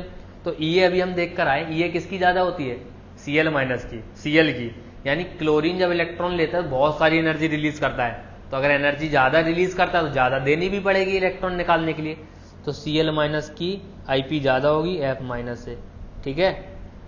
Same logic यहां लगा लो बेटा, ये हमारे क्या है, न्यूट्रल एटम है, तो ऑक्सीजन सल्फर, ऑक्सीजन छोटा तो ऑक्सीजन की ज्यादा आएगी सल्फर से, ठीक है। अब ऑक्सीजन माइनस ने ज्यादा एनर्जी रिलीज करी थी बनने में कि सल्फर माइनस ने, सल्फर थर्ड पीरियड का एलिमेंट है, सल्फर से सल्फर माइनस बनने में ज्यादा एनर्जी रिलीज हुई थी, ज्यादा एनर्जी रिलीज हुई थी, ज्यादा एनर्जी उससे इलेक्ट्रॉन निकालने के लिए देनी भी पड़ेगी। तो सल्फर माइनस आगे ऑक्सीजन माइनस, ठीक है। यहां इसलिए ज्यादा आ रहा है बेटा, ये ज्यादा इसलिए आ रहा है क्योंकि इसने एनर्जी जो एनर्जी रिलीज थी वो ज्यादा थी। अगर एनर्जी रिलीज इसके फॉर्मेशन में ज्यादा थी तो इसको रिवर्स करने के लिए एनर्जी ज्यादा देनी भी पड़ेगी, ठीक है। तो इसकी आईपी ज्यादा आ जाएगी, फाइन। यहां भी वही सेम टू सेम लग जाएगा बेटा, कार्बन छोटा है सिलिकॉन बड़ा है, कार्बन को आगे डालो सिलिकॉन को पीछे डालो। कार्बन सिलिकॉन में जो सिलिकॉन से सिलिकॉन माइनस बना था तब ज्यादा एनर्जी रिलीज हुई थी, ज्यादा ही देनी पड़ेगी, तो सिलिकॉन माइनस आ जाएगा यहाँ, पीछे कार्बन माइनस आ जाएगा। फाइन, ये क्या हमारा आईपी का ऑर्डर है बेटा, ठीक है, IP order. Next lecture plan आपको हमारे टेलीग्राम चैनल पे मिल जाएगा बेटा, ठीक है। जितना भी मैं ये मॉडिफाई कर रहा हूँ इस लेक्चर को, ये lecture plan, complete lecture plan आपको हमारे टेलीग्राम चैनल नीट एरो पे मिल जाएगा। जाइए उसको ज्वाइन करिए बेटा, वहाँ पे सारा का सारा मटेरियल आपका A1 क्वालिटी का सेल्फ मॉडिफाइड एनसीईआरटी, बहुत अच्छी है सेल्फ मॉडिफाइड एनसीईआरटी बेटा। एक एक चीज, जितने भी आप एनसीईआरटी में डाउट निकाल सकते हो, सारे के सारे उसके अंदर हमने, जब हम खुद पढ़ रहे थे हमें जब डाउट आए, वो आज आप पढ़ रहे हो आपको भी डाउट आ सकता है वो, तो सारे के सारे जितने भी एनसीईआरटी में डाउट पॉसिबल हैं कि सर यहाँ पे ऐसा लिखा है, वहां पे वैसा लिखा है, हर चीज लिख रखी है एनसीईआरटी में, कहाँ पे आपको क्या कंसीडर करना है, हर डाउट आपका सॉल्व हो जाएगा अगर आपको एनसीईआरटी में कोई भी डाउट आता है, ठीक है। नया डाटा, पुराना डाटा, सब कुछ इंक्लूडेड है, ठीक है। तो टेलीग्राम चैनल पे जाओ बेटा, A1 क्वालिटी के नोट्स आपके लिए अवेलेबल है वहाँ पे। बहुत अच्छी एक हेल्दी कम्युनिटी मेंटेन कर रखी है डिस्कशन ग्रुप में, वहाँ आप अपने डाउट पूछ सकते हो, बस प्रमोट हो जाओ, उसका क्राइटेरिया अलग है, डिस्कशन ग्रुप पे जाके पता चल जाएगा, ठीक है। तो टेलीग्राम चैनल पे हमारे ये लेक्चर प्लान के नोट्स मिल जाएंगे बेटा, ठीक है। अब यही यहाँ पे आएगा बेटा, ये न्यूट्रल एटम है तो इनकी ज्यादा होगी, बोरॉन की एल्यूमिनियम से ज्यादा होगी, एल्यूमिनियम माइनस ने ज्यादा एनर्जी रिलीज करी होगी बोरॉन माइनस से, ठीक है। अब देखो वही चीज एक और बार फिर से थोड़ा सा रिपीट करिए, अब नए अंदाज में रिपीट करिए। X प्लस, कोई X प्लस एक पॉजिटिव आयन है जो इलेक्ट्रॉन लेता है, X में कन्वर्ट होता है, तो X प्लस इलेक्ट्रॉन लेगा और एनर्जी रिलीज करेगा, उसको क्या बोलेंगे, इलेक्ट्रॉन लेके एनर्जी रिलीज करने को क्या बोलते हैं, EA ऑफ X प्लस बेटा, क्या बोलेंगे, EA ऑफ X प्लस। अब X से X प्लस बनाना है, यानी हमें रिवर्स करनी है प्रोसेस, तो इसको क्या बोलेंगे, IP। एलिमेंट से इलेक्ट्रॉन निकालना आयनाइजेशन एनर्जी होता है, इलेक्ट्रॉन एटम में इलेक्ट्रॉन डालना इलेक्ट्रॉन एफिनिटी होता है, तो ये एनर्जी रिलीज हुई बेटा, ये एनर्जी देनी पड़ी, तो दोनों कैसी हैं, सेम प्रोसेस की ऑपोजिट डायरेक्शंस हैं, तो मैग्नीट्यूड दोनों का सेम होगा, एक ही रिएक्शन है। तो हम जानते हैं EA of X plus is equal to magnitude wise बेटा, is equal to IP of X, ठीक है। दोनों का मैग्नीट्यूड कैसा होगा बेटा, सेम, मैग्नीट्यूड सेम होगा, ठीक है, मैग्नीट्यूड सेम होगा। तो अब इसी चीज का लॉजिक का एप्लीकेशन करेंगे। हमसे पूछा गया है compare the IP of lithium plus beryllium plus boron plus carbon plus, ठीक है, इनकी EA कंपेयर करनी है, ठीक है, यानी लिथियम प्लस एक इलेक्ट्रॉन लेके लिथियम में कन्वर्ट हो जाए, ये इसका ऑर्डर कंपेयर करना है। लेकिन हम ये तो नहीं जानते लिथियम प्लस एक इलेक्ट्रॉन लेगा लिथियम में कन्वर्ट हो जाएगा, हम ये वाली प्रोसेस नहीं जानते, लेकिन हम ये वाली प्रोसेस जानते हैं बेटा, ये IP वाली है, ये हमारी EA वाली है, ठीक है, ये हमारी IP वाली। हम IP जानते हैं, लिथियम की IP जानते हैं, बेरिलियम की IP जानते हैं, बोरोन की IP जानते हैं, कार्बन की IP जानते हैं, तो हम IP का ऑर्डर जानते हैं बेटा, तो हम IP का ऑर्डर लगा लें, वही EA का ऑर्डर हो जाएगा। Fine, lithium S1 S2 P1 P2, S2 P1 याद है बेटा, S2 P1 एक्सचेंज होता था, लेफ्ट टू राइट IP बढ़ती है, ठीक है, सबसे कम लिथियम प्लस की IP, ठीक है, उससे ज्यादा बोरॉन प्लस की, EA लिख रहा हूं बेटा, ये साइड EA, ठीक है, या सॉरी अगर अपन कन्वर्ट करके लिखें, थोड़ा सा चेंज कर लेते हैं, पहले IP लिख लेते हैं, IP का ऑर्डर लिख लेते हैं, ठीक है, IP ऑर्डर लिथियम से ज्यादा किसकी होगी, बोरॉन, बोरॉन से ज्यादा बेरिलियम से ज्यादा कार्बन, ठीक है, ये IP का ऑर्डर है। जो IP ऑर्डर होगा उसी का मतलब मैग्नीट्यूड सेम ही होगा, ठीक है, EA का। तो EA हमारा क्या आ जाएगा, EA का ऑर्डर बेटा, EA का ऑर्डर कैसा होगा, ऐसे लिखते हैं, EA of lithium plus is less than EA of boron plus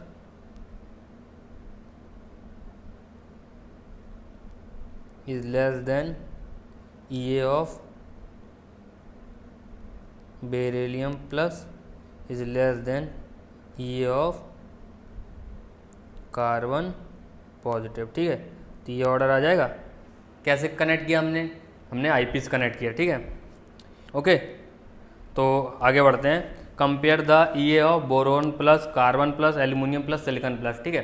तो पॉजिटिव आयंस की ई के बारे में बात करी है तो हम इनके IP से कंपेयर कर लेंगे, ठीक है। अगर मैं IP निकालूँ बेटा इनकी, IP of boron, carbon, aluminium, silicon, जो इनकी IP होगी वही सेम टू सेम सिलिकॉन, वही इनका ई जाने वाला है, ठीक है। तो IP कंपेयर कर लो बेटा। IP कैसी होती है, सेकंड पीरियड की हमेशा ज़्यादा होगी, ठीक है। तो सेकंड पीरियड में ज़्यादा किसकी होती, कार्बन की, सिलिकॉन की। तो IP का अगर ऑर्डर लिखूँगा मैं बेटा, IP का ऑर्डर लिखूँगा तो क्या आएगा, सबसे ज़्यादा कार्बन की, देन बोरॉन की, देन सिलिकॉन की, देन एल्यूमिनियम की, ठीक है। तो जो IP का ऑर्डर वही EA का ऑर्डर आ जाएगा। तो EA का ऑर्डर लगा लो इसमें, EA का ऑर्डर लगाओ जरा, क्या आएगा, सबसे ज़्यादा कार्बन प्लस की EA, देन बोरॉन प्लस की EA, उससे कम सिलिकॉन प्लस की EA, उससे कम एल्यूमिनियम प्लस की EA, ठीक है। क्लियर है। ये तो होगी आपकी EA ख़त्म बेटा। EA में अब यहाँ से आपका चाहे नीट हो, चाहे JEE मेन हो, कहीं से भी क्वेश्चन नहीं रुकेगा, ठीक है बेटा।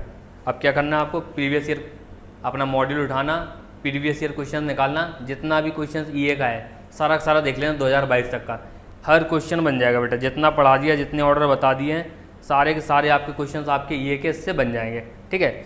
अब आगे बढ़ते हैं, इलेक्ट्रोनेगेटिविटी, ठीक है। ये भी एक प्रॉपर्टी है बेटा, ठीक है। एक चीज़ देखना,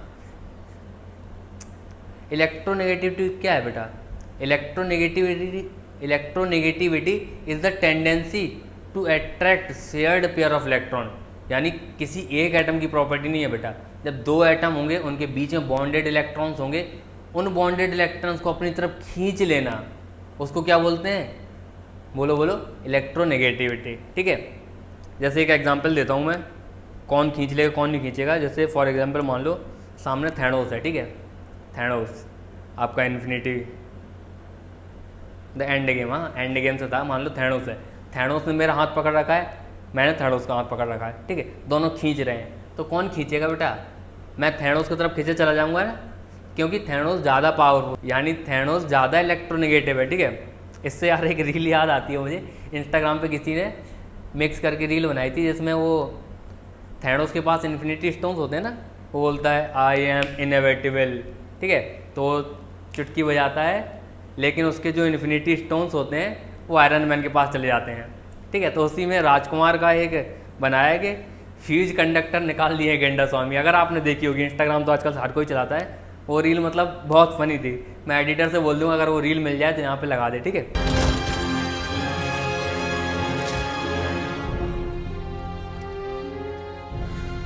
मैं हूं अनहोनी।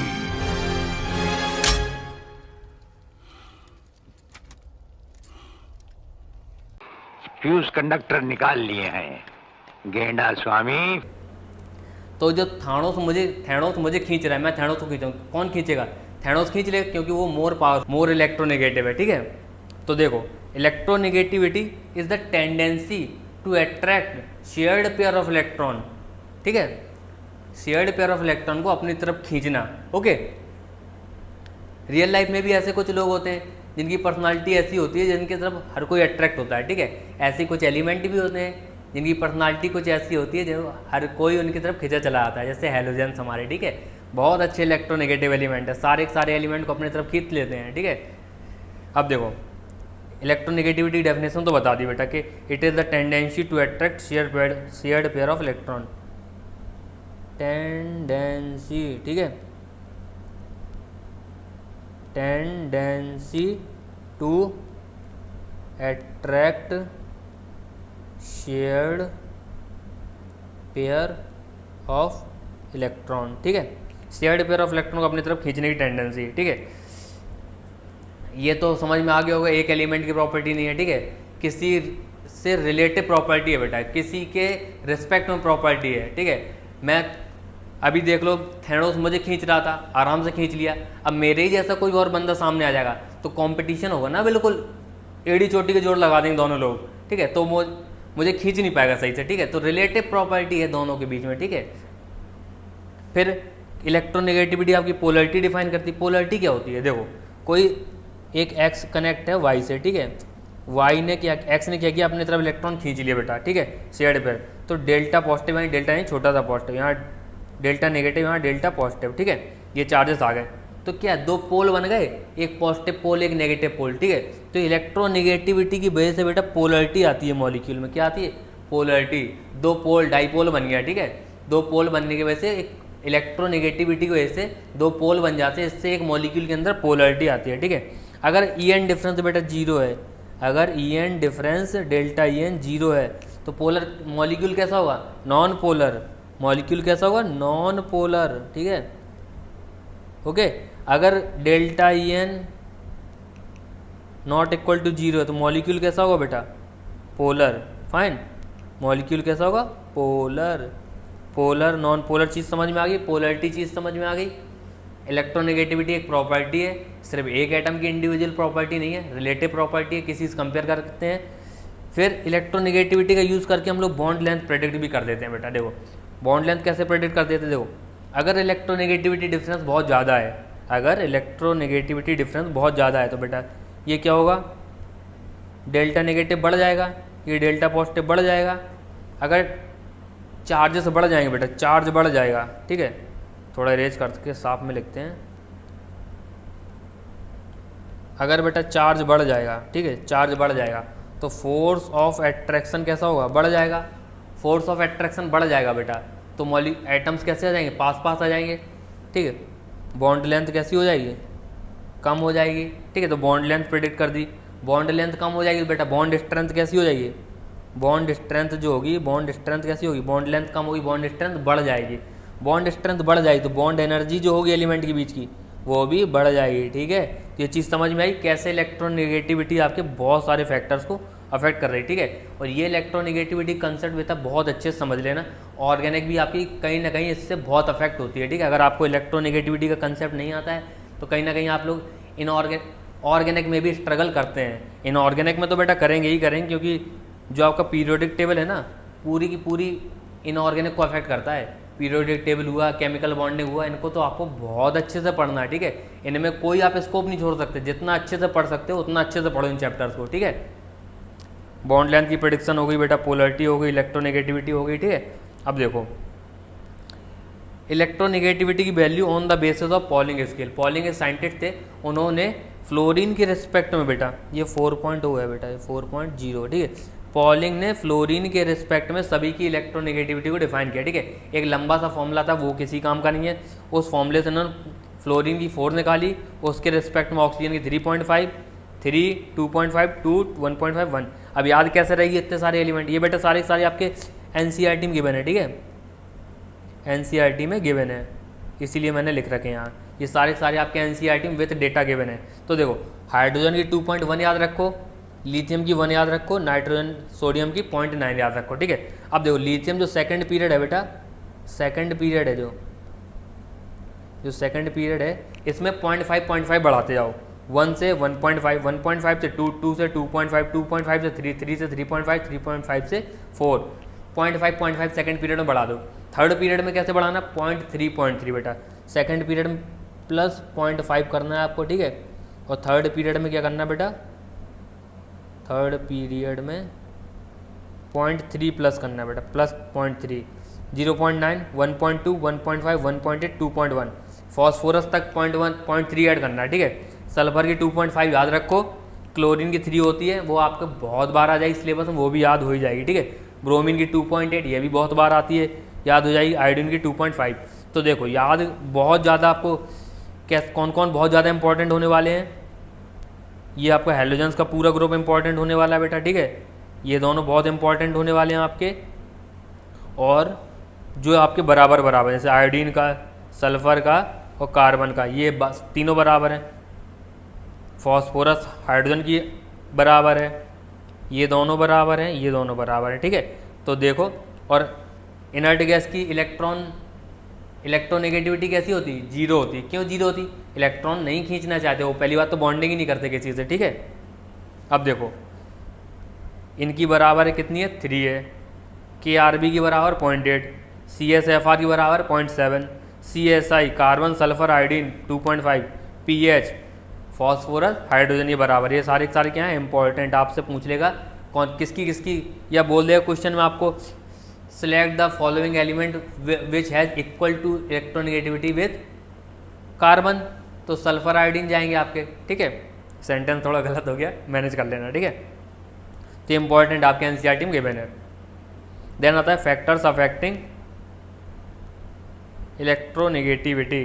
सबसे पहला जेड इफेक्टिव, जेड इफेक्टिव यानी खींचने की ताकत ज़्यादा होगी बेटा, तो जेड इफेक्टिव के ही डायरेक्टली प्रोपोर्शनल ये भी था, वो इलेक्ट्रॉन ले रहा था, ये खींच रहा। देखो डिफरेंस समझो जरा, ई और ई एन में क्या डिफरेंस है, ये इलेक्ट्रॉन ले रहा था, इलेक्ट्रॉन एक्सेप्ट कर रहा था, ठीक है, एक्सेप्ट कर रहा था, ये अपने तरफ अट्रैक्ट कर रहा है, शिफ्ट कर रहा है, tendency to shift electron toward a more electronegative atom, ठीक है, ये शिफ्ट कर रहा है, ठीक है, शिफ्ट कर रहा है इलेक्ट्रॉन को अपनी तरफ, खींच रहा है, ठीक है।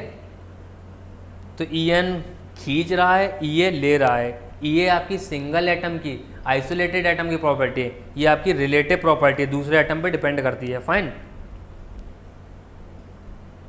अब देखो जेड इफेक्टिव की डायरेक्टली प्रोपोर्शनल है ई एन, तो left to right Z effective क्या है, जेड इफेक्टिव बढ़ता है, तो ई एन भी क्या है, बढ़ता है, ई एन में कोई दो राय नहीं है, ठीक है। इसका हटा दो इनर्ट गैस बेटा, क्योंकि इनर्ट गैस की जीरो होती है, ठीक है। तो लेफ्ट टू राइट आपका ई एन बढ़ता है। यार लेक्चर लंबा हो रहा है, जल्दी जल्दी खत्म करते हैं, थोड़ा सा पार्ट बचा है, ठीक है। अब देखो same atom iso electronic species के लिए क्या है, नेगेटिव ज़्यादा जेड इफेक्टिव कम, इलेक्ट्रोनेगेटिविटी कम, पॉजिटिव ज़्यादा जेड इफेक्टिव ज़्यादा, ई एन ज़्यादा, यानी सेंटर में जितनी ताकत होगी बेटा ना, सेंटर में बैठा आदमी जितना पावरफुल होगा उतनी ही ज़्यादा नीचे तनाव ज़्यादा होगा, ठीक है। तो देखो पॉजिटिव ज़्यादा तो ई एन ज़्यादा, इसकी ऑक्सीडेशन नंबर कितना है +2, इसका +7, तो जिसका ज़्यादा ऑक्सीडेशन नंबर उसकी इलेक्ट्रोनेगेटिविटी ज़्यादा। इलेक्ट्रोनेगेटिविटी का ऑर्डर लगा लेंगे ना, ये क्या है 54 इलेक्ट्रॉन आइसो इलेक्ट्रॉनिक स्पीसीज बेटा, आइसो इलेक्ट्रॉनिक स्पीसीज, ठीक है। तो ये लग जाएगा ऑर्डर, ठीक है। ई एन का लगा लेंगे, जल्दी जल्दी करते हैं, बहुत सिंपल है बेटा, ठीक है। एटॉमिक साइज जैसे जैसे आउटर मोस्ट इलेक्ट्रॉन की दूरी सेंटर से बढ़ेगी वैसे वैसे खींचने की ताकत कम हो जाएगी, तो बेटा साइज के इन्वर्सली प्रोपोर्शनल होता है ई एन, ठीक है, जनरली नॉट ऑलवेज, ठीक है। जैसे नॉट ऑलवेज क्यों बताता हूँ, नॉट ऑलवेज क्यों, जैसे fluorine chlorine bromine iodine 17th group ले लो, साइज बढ़ रहा है बेटा, तो ई एन कम हो रही है, तो ई एन आपकी कम हो रही है, फाइन। अब देखो इरेगुलर ट्रेंड, जो आपका अभी मैंने जनरली बोला था, इसलिए जनरली बोला तो कुछ इरेगुलर ट्रेंड्स हैं, ठीक है। डी ब्लॉक में देखो बेटा 4D 5D का साइज लगभग बराबर होता है ना, मैंने एटॉमिक रेडियस के लेक्चर में बताया था, 4D 5D का साइज बराबर होता है लेंथेनॉइड एक्टिनॉइड कॉन्ट्रैक्शन की वजह से, ठीक है। गैलियम का साइज एल्यूमिनियम से छोटा होता है ट्रांजिशन कॉन्ट्रैक्शन की वजह से, और थोड़ा सा पी ब्लॉक में लेंथेनॉइड कॉन्ट्रैक्शन का असर दिखाई देता है, वो ये है। तो रीजन क्या है बेटा, 4D 5D का रीजन क्या है, क्योंकि 4D 5D बराबर है ऑलमोस्ट, और 5D में जेड इफेक्टिव ज़्यादा है, इसलिए 5D की ई एन ज़्यादा है, ठीक है। ये बेटा आपके पीछे JEE एडवांस में पूछे जा चुके हैं बेटा, JEE एडवांस में पूछा जा चुका है, ठीक है। ये दोनों ऑर्डर, कॉपर से ज़्यादा सिल्वर की, सिल्वर से ज़्यादा गोल्ड की, जिंक से ज़्यादा कैडमियम की, कैडमियम से ज़्यादा मरकरी की, ई एन बेटा ये क्या है, इलेक्ट्रोनेगेटिविटी। एल्यूमिनियम गैलियम में क्या है, गैलियम का जेड इफेक्टिव जो है बहुत ज़्यादा है, इसलिए उसकी इलेक्ट्रोनेगेटिविटी भी ज़्यादा है, ठीक है। इंडियम थैलियम में क्या है, थैलियम का जेड इफेक्टिव ज़्यादा है, इसलिए इलेक्ट्रोनेगेटिविटी ज़्यादा है। टेन और पीवी में क्या है, पीवी की जेड इफेक्टिव ज़्यादा है इसकी, इसलिए उसकी इलेक्ट्रोनेगेटिविटी ज़्यादा है। रीजन मिल गए सबके, ये रीजन इरेज करता हूँ, थोड़ा सा साफ कर देता हूँ। रीजन समझ में आया, ये था आपका ट्रांजिशन कॉन्ट्रैक्शन की वजह से, ये थे आपके लेंथेनॉइड कॉन्ट्रैक्शन की वजह से, लेंथेनॉइड एक्टिनॉइड कॉन्ट्रैक्शन, ठीक है। अब देखो ये दो ग्रुप के बारे में आपके बेटा एनसीईआरटी में दे रखा है, ठीक है। एनसीईआरटी का डेटा है, कोई मैंने अपने घर से लेकर नहीं आया हूँ, ठीक है। एनसीईआरटी का डेटा, यहाँ से क्वेश्चन क्या बनते हैं, आपको इनकी इलेक्ट्रोनेगेटिविटी याद रखने की जरूरत नहीं है बेटा। क्वेश्चन जो बनता है सीधा सीधा बनता है, थ्योरेटिकल क्वेश्चन। 13th ग्रुप में आपको सीधा लिख देगा वो, पहले इलेक्ट्रोनेगेटिविटी डिक्रीज होती है बेटा, ठीक है, पहले इलेक्ट्रोनेगेटिविटी En क्या होगा, डिक्रीज होगा बेटा, ठीक है। देन En क्या होगा बेटा, देन En आपका इंक्रीज होगा, ठीक है। तो एक स्टेटमेंट लिख के आएगा, in 13th group electronegativity down the group first decreases then increases. सही है या गलत है? बिल्कुल सही है, फर्स्ट डिक्रीजेस देन इंक्रीजेस, ठीक है। ऐसी सिमिलर केस आता है आपका 14th ग्रुप के साथ, कार्बन वाले के साथ, first decreases then constant then increases. तो क्या आएगा, डिक्रीज कांस्टेंट इंक्रीज, ठीक है। तो first decrease then constant then increase. अगर आपको स्टेटमेंट लिख के दे दे, electronegativity in the carbon group first decreases then constant then increase, तो क्या होगा, वो सही होगा स्टेटमेंट बेटा। आजकल स्टेटमेंट वाले पे क्वेश्चन पे फोकस करा जा रहा है, तो ये आपके लिए और इम्पॉर्टेंट हो जाता है, ठीक है, इम्पॉर्टेंट, फाइन। इलेक्ट्रोनेगेटिविटी याद रहे ना रहे, लेकिन जो मैंने स्टेटमेंट बोले हैं वो बिल्कुल याद रहने चाहिए, ठीक है। चाहो तो मैं लिख देता हूँ बेटा, ठीक है।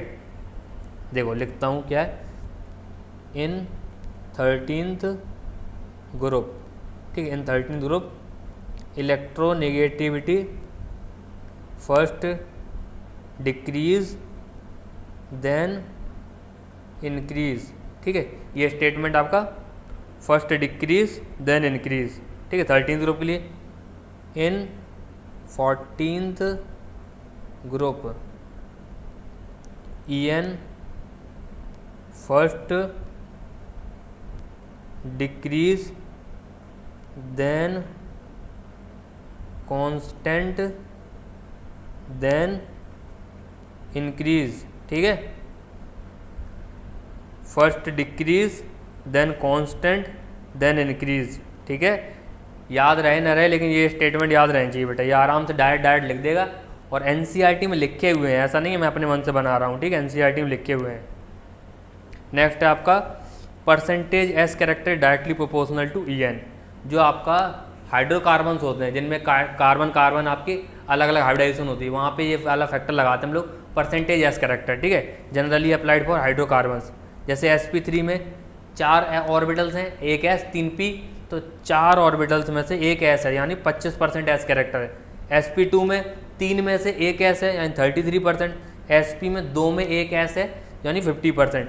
तो जैसे जैसे हाइब्रिडाइजेशन आपका परसेंटेज एस कैरेक्टर बढ़ता है, En भी आपकी बढ़ती है, ठीक है। जैसे आपका ये क्या होगा, आपका एलिफेटिक CH3 CH3, ठीक है, ये क्या होगा CH2 डबल बॉन्ड CH2, ये क्या होगा CH ट्रिपल बॉन्ड CH, ठीक है। तो En सबसे ज़्यादा ट्रिपल बॉन्डेड कार्बन की होगी, fine, generally applied for hydrocarbons. Next है आपका application of En, metallic and non metallic nature. देखो जितनी ज़्यादा En होगी उतना ज़्यादा उसका नॉन मेटलिक कैरेक्टर होगा, ठीक है। En घटेगी, मेटलिक कैरेक्टर बढ़ेगा, ठीक है। Inversely proportional to En, directly proportional to En।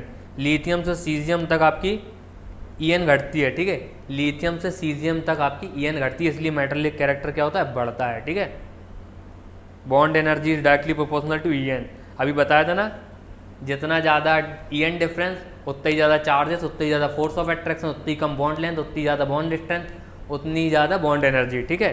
तो बॉन्ड En डिफरेंस ज़्यादा, डेल्टा क्यू या चार्जेस ज़्यादा, फोर्स ऑफ अट्रैक्शन ज़्यादा, बॉन्ड लेंथ कम, बॉन्ड स्ट्रेंथ ज़्यादा, बॉन्ड एनर्जी ज़्यादा, ठीक है। देखो यहाँ En डिफरेंस कैसा है, ज़्यादा है, तो बॉन्ड लेंथ कैसी है, कम, बॉन्ड एनर्जी क्या है, ज़्यादा। तो बॉन्ड एनर्जी का अगर मैं ऑर्डर लगाऊँ बेटा यहाँ पे, तो ध्यान देखना, बॉन्ड एनर्जी का ये ऑर्डर लगेगा, ठीक है। सबसे कम बॉन्ड एनर्जी HI की। अब यहीं से एक क्वेश्चन बनता है एसिडिक स्ट्रेंथ का, ठीक है, एसिडिक स्ट्रेंथ, ध्यान देना, अच्छा क्वेश्चन है, important question. Acidic strength in hydrides of halogens, ठीक है। जिसका बॉन्ड सबसे वीक होगा वही तो सबसे अच्छा H+ लूज करेगा। तो एसिडिक स्ट्रेंथ अगर मैं लिखूं बेटा, एसिडिक स्ट्रेंथ लिखूं अगर मैं, तो HI सबसे ज़्यादा, HBr उससे कम, HCl उससे कम, सबसे कम HF, ठीक है। ये हमारा एसिडिक स्ट्रेंथ का ऑर्डर हो गया, ठीक है। ये हमारा बॉन्ड एनर्जी का ऑर्डर है जो यहाँ पे लिखा है, बॉन्ड एनर्जी, फाइन। नेक्स्ट आपका शूमेकर एंड स्टीवेंसन फॉर्मूला, ठीक है, एप्लीकेबल फॉर हेट्रोएटमिक डाईमोलिक्यूल्स, डायटोमिक मॉलिक्यूल्स, ठीक है, हेट्रो डायटोमिक मॉलिक्यूल्स। उन्होंने क्या बोला था, जो इंटर न्यूक्लियर डिस्टेंस है दो एटम के बीच में, ए और बी के बीच में जो इंटरन्यूक्लियर डिस्टेंस है वो कैसे डिफाइन होगी, radius of R plus radius of B minus 0.09 difference of electronegativity of A and B. ठीक है, तो ये यहाँ पे इनका एप्लीकेशन है स्टीवेंसन एंड शूमेकर फॉर्मूले में। ठीक है, then E N on the basis of Mulliken scale, Mulliken ने भी एक अपनी स्केल दी तो उसकी बेसिस पे ई एन क्या होगी, मुलिकन ने बोला था आई पी प्लस करो उस एलिमेंट की, ई ए प्लस करो अपॉन 2 कर दो, इलेक्ट्रॉन वोल्ट पर एटम में इनकी आ जाएगी। ठीक है, ये तो मुलिकन ने बोल दिया बेटा, कुछ ज़्यादा सिग्निफिकेंस नहीं है। ठीक है, रिलेशन बीच में पॉलिंग एंड मुलिकन की ये है कि X Pauling equals to X Mulliken upon 2.8। अगर मुलिकन के द्वारा निकाली गई इलेक्ट्रोनेगेटिविटी को 2.8 से डिवाइड कर दो बेटा तो क्या आ जाएगी, एक्स पॉलिंग, यानी पॉलिंग स्केल पे आपकी इलेक्ट्रोनेगेटिविटी आ जाएगी एलिमेंट की। ठीक है, ये तो होगी आपकी इलेक्ट्रोनेगेटिविटी की बात बेटा, जो इतना भी इलेक्ट्रोनेगेटिविटी में पूछा जा सकता था सारे हमने चीज़ें कवर कर ली हैं। ठीक है, अब देखो कुछ चीज़ें बहुत जल्दी जल्दी खत्म करते हैं, अब ये चैप्टर बिल्कुल खत्म होने वाला है, मज़ा आएगा। ठीक है, पूरे पीरियड टेबल में आपके acidic strength, basic strength, Lewis basic strength, ठीक है, और आपके जितने हाइड्रोक्साइड और ऑक्साइड्स हैं, हाइड्राइड हैं, इनकी एसिडिक बेसिक स्ट्रेंथ। ठीक है, ये देखेंगे जल्दी जल्दी आप। ठीक है, देखो acidic and basic nature of oxide, hydroxide and hydride, ये देखने जा रहे हैं। ठीक है, metallic oxide are basic in nature, so hydroxide, जो मेटल की ऑक्साइड होती हैं, जो हाइड्रोक्साइड होती हैं बेटा, वो जनरली कैसी होती हैं, बेसिक नेचर की। ठीक है, जो नॉन मेटल की ऑक्साइड होती है जनरली एसिडिक, या ऐसा कहूँ बेटा नॉन मेटल की जो ऑक्साइड होती हैं जनरली एसिडिक होती हैं, हाइड्रोक्साइड उनकी जनरली एसिडिक होती हैं। ठीक है, और हाइड्राइड भी नॉन मेटल की जनरली एसिडिक होते हैं। ठीक है, ध्यान देना, अभी इसको जरा डिटेल में देखने वाले हैं। ठीक है, अब न्यूट्रल ऑक्साइड देख लो, जनरली क्यों बोला बेटा, क्योंकि कुछ नॉन मेटल के ऑक्साइड आपके न्यूट्रल भी होते हैं। जैसे आज तक आपने कोई भी बिस्लरी का वाटर पी लिया होगा, कैंट का वाटर पी लिया होगा, आज के बाद आप सिर्फ कोनो वाटर पिएंगे, जब तक नीट 2023 नहीं हो जाता तब तक कोनो वाटर पिएंगे। कौन सा वाटर पिएंगे, कोनो वाटर। कोनो वाटर क्या है, न्यूट्रल ऑक्साइड है बेटा, कोनो वाटर आपके न्यूट्रल ऑक्साइड हैं। ठीक है, कोनो वाटर यानी CO NO N2O water H2O, कोनो वाटर। आज से आप लोग कोनो वाटर पिएंगे, न्यूट्रल ऑक्साइड्स का वाटर पिएंगे। ठीक है, कोनो वाटर, ये सारे आपके नॉन मेटल के ऑक्साइड हैं जो कि न्यूट्रल हैं। ठीक है, फिर आते हैं एम्फोटेरिक ऑक्साइड। एम्फोटेरिक ऑक्साइड क्या होंगे, ऐसे ऑक्साइड जो एसिड से भी रिएक्ट करेंगे, बेस से भी रिएक्ट करेंगे। ठीक है, तो सारे क्या होंगे, एम्फोटेरिक ऑक्साइड। ठीक है, which react with both acid and base to form salt. ठीक है, अब देखो इसका जो मेटलिक ऑक्साइड वाले सारे पॉइंट थे अभी हम लोग डिटेल में डिस्कस करने वाले हैं। फाइन, अब देखो जो आपके एम्फोटेरिक ऑक्साइड थे उसके लिए एक बहुत अच्छी ट्रिक बनाई बेटा, जनाबे आली पंजाबी सॉन्ग ऐसे सब जगह मत गाया करो। ठीक है, ध्यान देना, zinc Al Pb Sn As Sb जगह का कोई नहीं है, Mn Ga Cr। ठीक है, ये सारे एलिमेंट हैं जिनके ऑक्साइड, जो ऊपर ऑक्साइड लिखे ये सारे एम्फोटेरिक होते हैं। ठीक है, ZnO BeO Al2O3 PbO PbO2 SnO SnO2 As2O3 Sb2O3 MnO MnGa2O3 Cr2O3, ये सारे जनाबे आली पंजाबी सॉन्ग ऐसे सब जगह मत गाया करो। ठीक है, एक मस्त पंजाबी सॉन्ग लगा देना एडिटर। ठीक है, जनाबे आली पंजाबी सॉन्ग ऐसे सब जगह मत गाया करो। तो ये आपकी क्या है, एम्फोटेरिक ऑक्साइड। ठीक है, आज से कोनो वाटर पिएंगे आप। ठीक है, और एम्फोटेरिक ऑक्साइड के लिए पंजाबी सॉन्ग हर जगह नहीं गाएंगे, जनाबे आली पंजाबी सॉन्ग ऐसे सब जगह मत गाया करो। फाइन, अब देखो इम्पॉर्टेंट फुल पीरियोडिक टेबल के लिए बेटा, फुल पीरियोडिक टेबल के लिए पॉइंट है ये, left to right acidic strength बढ़ती है, top to bottom basic strength बढ़ती है। ठीक है, अब देखना ऑक्साइड एंड हाइड्रोक्साइड की बात हो रही बेटा। ठीक है, हाइड्राइड की बात नहीं हो रही।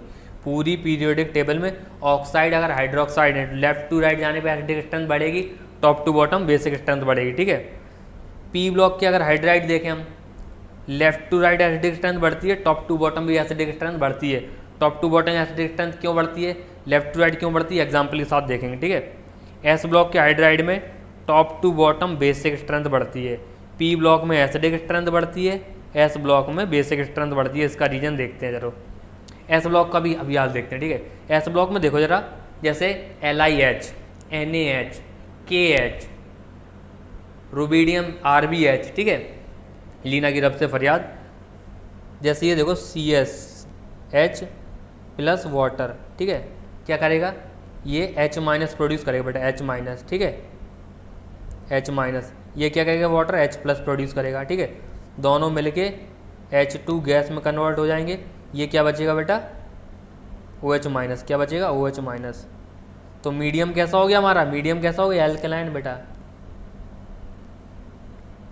हाइड्राइड में एस ब्लॉक के हाइड्राइड में पानी मिलाने से मीडियम कैसा हो गया एल्कलाइन, इसीलिए हाइड्राइड एस ब्लॉक के कैसे होते हैं बेसिक स्ट्रेंथ, ठीक है, बेसिक होते हैं, और top to bottom H minus release करने की टेंडेंसी ज़्यादा होती है, तो एल्कलाइन मीडियम भी आपका बढ़ जाता है, इसलिए बेसिक स्ट्रेंथ बढ़ जाती है, ठीक है। तो वाई का आंसर मिल गया। पी ब्लॉक के अभी हम लोग देखते हैं क्यों होता है, ठीक है। अब देखो एक लुईस बेसिक स्ट्रेंथ होती है, अगर आपने ऑर्गेनिक केमिस्ट्री के लेक्चर देखे, लुईस बेसिक स्ट्रेंथ क्या होती है, लोन पेयर देना, किसी को लोन पेयर देना। अब लोन पेयर कैसे देगा वो, उसके पास रखे होने चाहिए, ठीक है, रखे होने चाहिए, कोई एक लोन पेयर रिसेप्टर आएगा उसको दे देगा, तो अगर जो जितना अच्छा लोन पेयर देगा वो उतना अच्छा लुईस बेस, ठीक है। अब देखो लुईस बेसिक स्ट्रेंथ जो है आपकी इलेक्ट्रोनेगेटिविटी, अगर कोई अपने इलेक्ट्रॉन को अच्छे से होल्ड करके रखता है, इलेक्ट्रोनेगेटिविटी क्या है, शेयर्ड पेयर ऑफ इलेक्ट्रॉन को खींच लेना या अपने इलेक्ट्रॉन को होल्ड करके रखना, ठीक है। अगर हाई इलेक्ट्रोनेगेटिविटी है तो लुईस बेसिक स्ट्रेंथ उसकी कैसी हुई, कम, वो नहीं देना चाहता अपना, ठीक है। ये कहाँ लगाते हैं, लेफ्ट टू राइट पीरियड में, ठीक है, लेफ्ट टू राइट EN बढ़ती है, लुईस बेसिक स्ट्रेंथ कम होती है, क्योंकि इलेक्ट्रॉन होल्डिंग कैपेसिटी बढ़ती है, ठीक है। अब top to bottom Lewis basic strength कैसे देखते हैं, साइज, देखो लोन पेयर है, टॉप टू बॉटम साइज बढ़ रहा है, तो लोन पेयर जो डिस्पर्स हो रहा है बड़े साइज पे, ठीक है, अगर वो डिस्पर्स हो रहा है तो किसी को देने के लिए अवेलेबल नहीं है, फैला हुआ है, जैसे हम लोग छत पे गेहूं फैला देते हैं, ठीक है, तो कोई अगर एक बोरी गेहूं लेने आएगा तो छत से समेटना पड़ेगा, टाइम लग जाएगा, यानी हमारी लुईस बेसिक स्ट्रेंथ कम हो गई, ठीक है।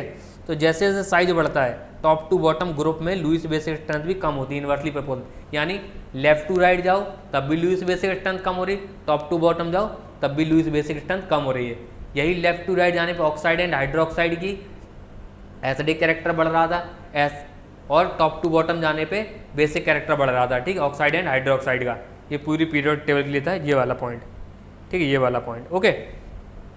अब देखो oxy acids oxide of same central atom, जिनका सेंट्रल एटम सेम हो, सेंट्रल एटम यानी जिनके अराउंड पूरा स्ट्रक्चर बना हुआ है, ठीक है, जैसे H2SO4 H2SO3, जितना ज़्यादा पॉजिटिव चार्ज उतनी ज़्यादा एसिडिक स्ट्रेंथ। बस मेरे साथ कनेक्ट रहना बेटा, सारा का सारा आ जाएगा, आपको बहुत मज़ा आएगा, ठीक है। इस पर +6 चार्ज है, +6 कैसे बेटा, देखो जरा एक बता दे रहा हूँ, बाकी समझ लेना, केमिकल बॉन्डिंग बताऊँगा, ठीक है। यहाँ से +2, यहाँ से +2, यहाँ से +1, यहाँ से +1, कितना हो गया टोटल +6, ठीक है। तो इस पर +6 इस पर +4 है, जितना ज़्यादा पॉजिटिव चार्ज उतनी ज़्यादा एसिडिक स्ट्रेंथ। यहाँ +5 है, यहाँ +3 है एसिडिक स्ट्रेंथ, यहाँ +7 +5 +3 HClO2, ठीक है, +1, ठीक है। तो एसिडिक स्ट्रेंथ का ऑर्डर ये लगेगा, फाइन, एसिडिक स्ट्रेंथ का ऑर्डर ये लगेगा, ओके। नेक्स्ट यहाँ देखो बेटा, ये बहुत इंपॉर्टेंट चीज़ आ गई बेटा, जितने इंपॉर्टेंट स्टार लगा लो इसके ऊपर उतने कम है, ठीक है। खूब पूछा जाता है आपके रेगुलर टेस्ट में, जो फॉस्फोरस के एसिड होते हैं बेटा, जितना ज़्यादा पॉजिटिव चार्ज उतना ही कम एसिडिक, ठीक है। तो सबसे कम H3PO4 जिसमें +5 है, फिर H3PO3, सबसे ज़्यादा एसिडिक कौन होता है H3PO2, ठीक है, सबसे गया गुजरा सबसे ज़्यादा एसिडिक होता है। फॉस्फोरस के एसिड्स में बेटा एक्सेप्शन है, ठीक है, इसका रीजन नहीं बता रहा हूँ मैं, इसको एज एक्सेप्शन ही याद रखना बेटा, मैंने कहीं भी एक्सेप्शन आपको याद करने के लिए नहीं बोला, इसको याद रख लेना, ठीक है। और बहुत बार आपसे बहुत फ्रिक्वेंटली पूछा जाता है, चाहे स्टेटमेंट बना के पूछेंगे, चाहे आपसे मल्टीपल चॉइस में पूछ लेंगे, ठीक है, ये चीज़ बहुत पूछी जाएगी, ठीक है। अब देखो एसिडिक स्ट्रेंथ, ये +6 का ऑक्साइड है नॉन मेटल का, ये +4 का है एसिडिक स्ट्रेंथ, ये ज़्यादा, ये +5, ये +4, ये ज़्यादा, ये +7 का, ये +5 का, ये ज़्यादा, ये +4, ये +2, ये ज़्यादा, ठीक है। CO2 आपका कैसा है बेटा, एसिडिक है बेटा, एसिडिक ऑक्साइड है कार्बन का, ये क्या है न्यूट्रल, अभी पढ़ के आए हैं, न्यूट्रल ऑक्साइड, ठीक है, कोनो वाटर, ठीक है। अब देखो ये क्या है हमारे hydride of S block, S block के हाइड्राइड की basic strength down the group बढ़ती है जैसे जैसे H- लूज करने की टेंडेंसी बढ़ती है, ठीक है। अब देखो एसिडिक स्ट्रेंथ हाइड्राइड की पीरियड में, अब देखो इसका लॉजिक समझना, P ब्लॉक में हाइड्राइड की एसिडिक स्ट्रेंथ क्यों बढ़ती है, देखो जो लेफ्ट टू राइट देखो बेटा EN बढ़ रहा है, En बढ़ रहा है यानी नेगेटिव चार्ज को होल्ड करने की कैपेसिटी बढ़ रही है, ठीक है, एटम की। अगर वो H+ लूज कर देगा तो नेगेटिव अनायन बनेगा, नेगेटिव चार्ज आएगा, नेगेटिव चार्ज को जो अच्छे से होल्ड कर लेगा वो आपका कैसा होगा, अच्छा एसिड। तो F- very stable, then O-, then N-, then carbon, ठीक है। तो left to right acidic strength क्यों बढ़ रही है, क्योंकि En बढ़ रही है, इलेक्ट्रॉन होल्डिंग कैपेसिटी बढ़ रही है, ठीक है। अब टॉप टू बॉटम देखो बेटा, O स्टाइल से T4, ठीक है। टॉप टू बॉटम देखना, जैसे जैसे टॉप टू बॉटम हाइड्राइड बन रहे हैं आपके, ये ध्यान दो जरा बेटा, साइज ऑफ एटम बढ़ रहा है, साइज ऑफ एटम बढ़ रहा है यानी बॉन्ड स्ट्रेंथ बढ़ रही है। अब एक चीज़ बताना बेटा, छोटा सा डंडा तोड़ना आसान है या बड़ा डंडा तोड़ना है, थोड़ा लॉजिक लगाओ। बड़ा डंडा आराम से तोड़ा जा सकता है, तो जो H2TE है इससे H+ निकालना ईजी है, ठीक है। तो एसिडिक स्ट्रेंथ आपकी डाउन द ग्रुप, इसलिए P ब्लॉक के हाइड्राइड की down the group acidic strength इसलिए बढ़ती है क्योंकि बॉन्ड लेंथ आपकी बेटा बढ़ जाती है, बॉन्ड लेंथ बढ़ जाती है तो बॉन्ड स्ट्रेंथ जो होती है, बॉन्ड स्ट्रेंथ कम हो जाती है, ठीक है। बॉन्ड स्ट्रेंथ कम हो जाती है तो एसिडिक स्ट्रेंथ बढ़ जाती है, ठीक है। अब लुईस बेसिक स्ट्रेंथ देखो, अगर आपने एसिडिक स्ट्रेंथ देख लिया तो आप अगर समझदार इंसान है, समझदार बच्चे हैं, तो आपको समझ में आ गया जो एसिडिक ज़्यादा वो बेसिक कम, तो ऐसे तो आप ये लगा दोगे, ठीक है। अब अपना देसी लॉजिक भी लगा जो मैंने बताया था लुईस बेसिक स्ट्रेंथ हम देखते हैं, लोन पेयर दे सकता है, जो जल्दी दे सकता है। ये देखो टी क्या है, बहुत बड़ा है, बहुत बड़ा, तो इसका लोन पेयर कैसा होगा, फैला होगा तो क्या दे पाएगा, क्या इसका अनाज छत पे फैला हुआ है तो क्या दे पाएगा, जल्दी नहीं दे पाएगा ना। ऑक्सीजन माइनस का चार्ज, नेगेटिव चार्ज क्या है, कंसंट्रेटेड है, ठीक है, लोन पेयर के फॉर्म में, जो भी आएगा उसको तुरंत दे देगा, ठीक है। तो इसकी लुईस बेसिक स्ट्रेंथ क्या है बेटा, ज़्यादा है, ठीक है, क्लियर है। नेक्स्ट है मेटल ऑक्साइड हेम्फोटेरिक बेटा, जनाबे आली हेम्फोटेरिक, ठीक है, ये एसिडिक। तो बेसिक स्ट्रेंथ का ऑर्डर लगाओ जरा, क्या लगेगा, मेटल ऑक्साइड कहते होते बेसिक, ये हेम्फोटेरिक लास्ट वाला एसिडिक, फाइन। इसमें देखो मेटलिक कैरेक्टर ज़्यादा होगा तो बेसिक स्ट्रेंथ ज़्यादा होगी, लो, ठीक है। लेक्चर प्लान आपको टेलीग्राम चैनल नीटेरो पे मिल जाएगा बेटा, टेलीग्राम चैनल नीटेरो, ठीक है, टेलीग्राम चैनल नीटेरो पे मिल जाएगा। अपार्ट फ्रॉम लेक्चर प्लान सब कुछ मिल जाएगा वहाँ, ठीक है। आपके डाउट भी सॉल्व हो जाएंगे, अगर कुछ भी डाउट है, ठीक है, वहाँ जाके लिख दो डिस्कशन ग्रुप में। अब देखो जो हाइड्रोक्साइड है बेटा, बताया था ना, oxide and hydroxide left to right जाने पर उनकी एसिडिक स्ट्रेंथ बढ़ती है क्योंकि नॉन मेटलिक कैरेक्टर बढ़ता है बेटा। नॉन मेटल के हाइड्रोक्साइड, हाइड्राइड, ऑक्साइड सब एसिडिक होते हैं, ठीक है। तो देखो नॉन मेटलिक कैरेक्टर बढ़ रहा है, नॉन मेटलिक कैरेक्टर बढ़ रहा है तो उनकी एसिडिक स्ट्रेंथ भी बढ़ रही है। ये क्या है, metallic character down the group, top to bottom जा रहे हैं, top to bottom down the group, metallic character बढ़ रहा है, मेटलिक कैरेक्टर बढ़ रहा है तो बेसिक स्ट्रेंथ बढ़ेगी, ठीक है। नेक्स्ट है आपका ये डाउन द ग्रुप जा रहे हैं, हाइड्राइड, पी ब्लॉक के हाइड्राइड में डाउन द ग्रुप जाने पे बॉन्ड स्ट्रेंथ कम होती है, बॉन्ड लेंथ बढ़ती है, ठीक है, इसलिए एसिडिक स्ट्रेंथ बढ़ती है, ये हमारी एसिडिक स्ट्रेंथ, ठीक है। ये पी ब्लॉक में आपका अभी कराया था क्वेश्चन इलेक्ट्रोनेगेटिविटी से, ठीक है। Basic strength top to bottom जा रहे हैं बेटा, ठीक है, टॉप टू बॉटम जा रहे हैं, मेटलिक कैरेक्टर बढ़ रहा है, मेटलिक कैरेक्टर अगर बढ़ रहा है तो बेसिक स्ट्रेंथ भी बढ़ जाएगी, ठीक है। अब देखो ये क्या है, ओ हो बेटा क्या मस्त क्वेश्चन आया है, ये हैं आपके एफ ब्लॉक एलिमेंट, ठीक है, ठीक है, F block element. F block में याद है साइज के बारे में मैंने एक चीज़ आपको बताई थी, जेड इफेक्टिव कंटिन्यूसली उनके पूरे उसमें बढ़ता है, ठीक है, ब्लॉक में, ठीक है, एफ ब्लॉक में कंटिन्यूसली जेड इफेक्टिव बढ़ता है। जेड इफेक्टिव बढ़ता है तो साइज कैसा होगा, छोटा होगा, साइज छोटा होगा या EN कैसा होगा, बढ़ेगा, EN बढ़ेगा यानी नॉन मेटलिक कैरेक्टर बढ़ रहा है बेटा। नॉन मेटलिक कैरेक्टर बढ़ रहा है तो एसिडिक स्ट्रेंथ क्या होगी, बढ़ेगी। नॉन मेटल के हाइड्रोक्साइड की एसिडिक स्ट्रेंथ बढ़ती है, ठीक है। तो ये आ जाएगा एसिडिक स्ट्रेंथ का ऑर्डर। ये मेटलिक ऑक्साइड है, ये एम्फोटेरिक है बेटा। क्रोमियम के बारे में देखो बेटा, अलग अलग ऑक्सीडेशन स्टेट में अलग अलग बिहेव करता है। क्रोमियम +1 में बेसिक तरीके से बिहेव करता है, +3 में एम्फोटेरिक बिहेव करता है बेटा, और +6 में एसिडिक बिहेव करता है, ठीक है। तो बेसिक स्ट्रेंथ का ऑर्डर क्या लगेगा, CH2O is greater then Cr2O3 basic strength में, ठीक है। ये वाला समझ में आ गया। एफ ब्लॉक, एफ ब्लॉक में क्या है, left to right Z effective बेटा बढ़ रहा था, EN आपका बढ़ रहा था, नॉन मेटलिक कैरेक्टर बढ़ रहा था, और नॉन मेटलिक कैरेक्टर के हाइड्रोक्साइड ऑक्साइड कैसे होते हैं, एसिडिक होते हैं, तो इसलिए एसिडिक कैरेक्टर भी बढ़ रहा था, ठीक है। अब आपका देखो acidic strength HClO4 HbRO4 HiO4। एक कंसेप्ट समझना बेटा, आप सोच रहे हो सब में +7 है, +7 +7, अब किसको लगाएं, ठीक है। और अभी आपने देखा था HI जो है ज़्यादा था HBr से, ठीक है। तो ऐसा मत कर देना, ऐसा गलत है। कंसेप्ट समझो, अगर आपको इनके स्ट्रक्चर्स नहीं आते ना केमिकल बॉन्डिंग में पता चलेगा, ठीक है। अभी देखो मैं समझाता हूँ आपको क्या है। एक का स्ट्रक्चर बनाते हैं HClO4 का, ठीक है।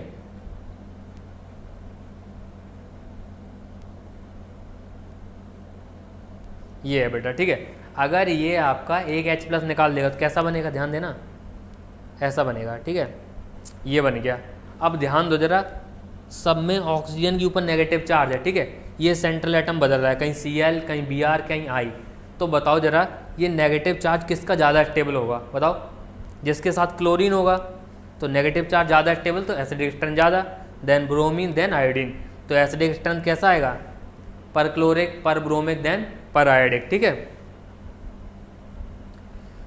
एक किस्सा है बेटा, पर आयोडिक एसिड को कैसे लिखते हैं बेटा, देखो जरा, पर आयोडिक एसिड, ठीक है।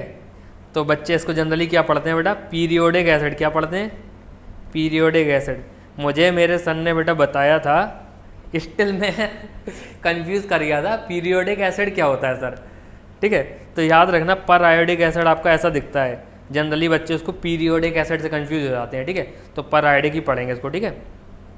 सेम केस गोज हेयर, यहाँ भी ऑक्सीजन के ऊपर नेगेटिव है, क्लोरीन वाला ज़्यादा स्टेबल होगा, देन ब्रोमीन देन आयोडीन, ठीक है।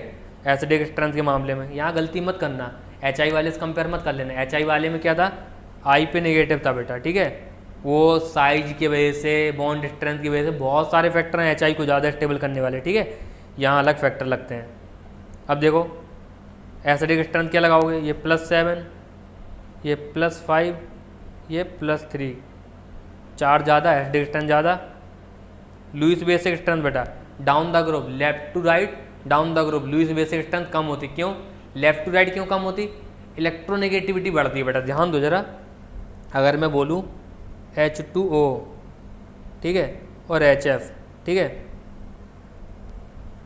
अगर मैं, ध्यान देना जरा, इसमें लुईस बेसिक स्ट्रेंथ किसकी ज़्यादा होगी, जरा बताओ जरा, ऑक्सीजन की ज़्यादा होगी। क्यों ज़्यादा होगी, क्योंकि ऑक्सीजन की इलेक्ट्रोनेगेटिविटी कम है, ठीक है। फ्लोरीन की इलेक्ट्रोनेगेटिविटी ज़्यादा है, तो अपने इलेक्ट्रॉन को पकड़ रखा है, देगा नहीं किसी को, ठीक है। तो देना नहीं चाहता, तो लेफ्ट टू राइट अगर मैं जाता हूँ बेटा, तो लुईस बेसिक स्ट्रेंथ कैसी होती, कम, ठीक है। अब देखो टॉप टू बॉटम में कम क्यों होती है, अब टॉप टू बॉटम देखो जरा, टॉप टू बॉटम अगर मैं जा रहा हूँ तो साइज बढ़ रहा है, साइज बढ़ रहा है, तो बेटा क्या हो रहा है, जो सबके पास एक एक लोन पेयर है ना, एसिडिक स्ट्रेंथ मत निकालने लगना हाइड्राइड की, ठीक है। सबके पास एक एक लोन पेयर है, ठीक है। ये लोन पेयर आपका जैसे जैसे साइज बढ़ रहा है, डिस्पर्स हो रहा है, डिस्पर्स हो रहा है, देने के लिए अवेलेबल नहीं है, तो लुईस बेसिक स्ट्रेंथ कम हो जाती है, ठीक है। यहाँ भी लुईस बेसिक स्ट्रेंथ कम हो जाएगी, फाइन। और लेफ्ट टू राइट पीरियड में क्या होता है, वहाँ भी कमी होती है, क्योंकि इलेक्ट्रोनेगेटिविटी बढ़ रही होती है। अब देखो जो आपके एसिडिक स्ट्रेंथ और बेसिक स्ट्रेंथ आ रहा है हाइड्रोक्साइड का, आप लोग सोच रहे होगे यार कि एक चीज़ देखो जरा, इसको हटाओ जरा, जूम करो इसको, एक चीज़ पे ध्यान दो जरा, जो आपका जैसे हाइड्रोक्साइड जैसे HClO4 है, HClO4 में OH भी है, लेकिन फिर भी H रिलीज कर रहा है, ठीक है। NaOH में भी तो NaOH है बेटा, NaOH में भी तो OH है, यहाँ से H क्यों रिलीज नहीं हो रहा, यहाँ का एक लॉजिक है, ध्यान देना जरा। कब आपका H रिलीज होगा, कब आपका OH रिलीज होगा, ये डिफाइन करेगा आपका एसिडिक और बेसिक कैरेक्टर। और ये रिलीज कब होगा, H कब रिलीज होगा, OH कब रिलीज होगा, ये पता चलेगा मैं इलेक्ट्रोनेगेटिविटी की डिफरेंस है, ठीक है। जितनी ज़्यादा डिफरेंस ऑफ इलेक्ट्रोनेगेटिविटी बेटा, उतनी ज़्यादा पोलरिटी और उतनी ईजिली वो बॉन्ड तोड़ा जा सकता है, ठीक है। ये पोलरिटी का कंसेप्ट डिटेल में हम लोग केमिकल बॉन्डिंग में देखेंगे, ठीक है। देखो जो आपका H और OH का बॉन्ड है बेटा, ठीक है, अगर इलेक्ट्रोनेगेटिविटी डिफरेंस, यहाँ का इलेक्ट्रोनेगेटिविटी डिफरेंस बेटा, अगर ये EN डिफरेंस 2 दे दूँ मैं इसको, और इसका EN डिफरेंस बेटा क्या दे दूँ, 2, ठीक है। अगर EN 1, ये हमारा 1 है, अगर डेल्टा EN 2 ज़्यादा है, ठीक है, तो H रिलीज होगा, डेल्टा EN 1 ज़्यादा है तो OH रिलीज होगा, ठीक है। जैसे एग्जांपल ले लेते हैं ध्यान से, NaOH लो जरा बेटा, NaOH H, ठीक है। ऑक्सीजन कितनी होती 3.5, इसकी कितनी होती 2.1, ठीक है। दोनों का डिफरेंस कितना आया 1.4। इन दोनों का डिफरेंस देखो जरा, सोडियम की कितनी होती है अभी बताई थी मैंने, बताओ जरा, बोलो बोलो 0.9, तो डिफरेंस कितना होगा बताओ जरा 2.6, ठीक है। तो डिफरेंस कौन सा ज़्यादा है 1.4 के 2.6, डेफिनेटली 2.6, तो बॉन्ड कौन सा टूटेगा ये वाला, इसीलिए NaOH हमारा OH माइनस देता है और बेसिक होता है बेटा, कैसा होता है बेसिक, यानी अल्कलाइन होता है, ठीक है। अब देखो जरा एक और एग्जाम्पल लेते हैं, ये सबको नोट कर लेना, ठीक है आप लोग। एक और एग्जाम्पल लेते हैं हम लोग, HOCl का, ठीक है, HOCl का।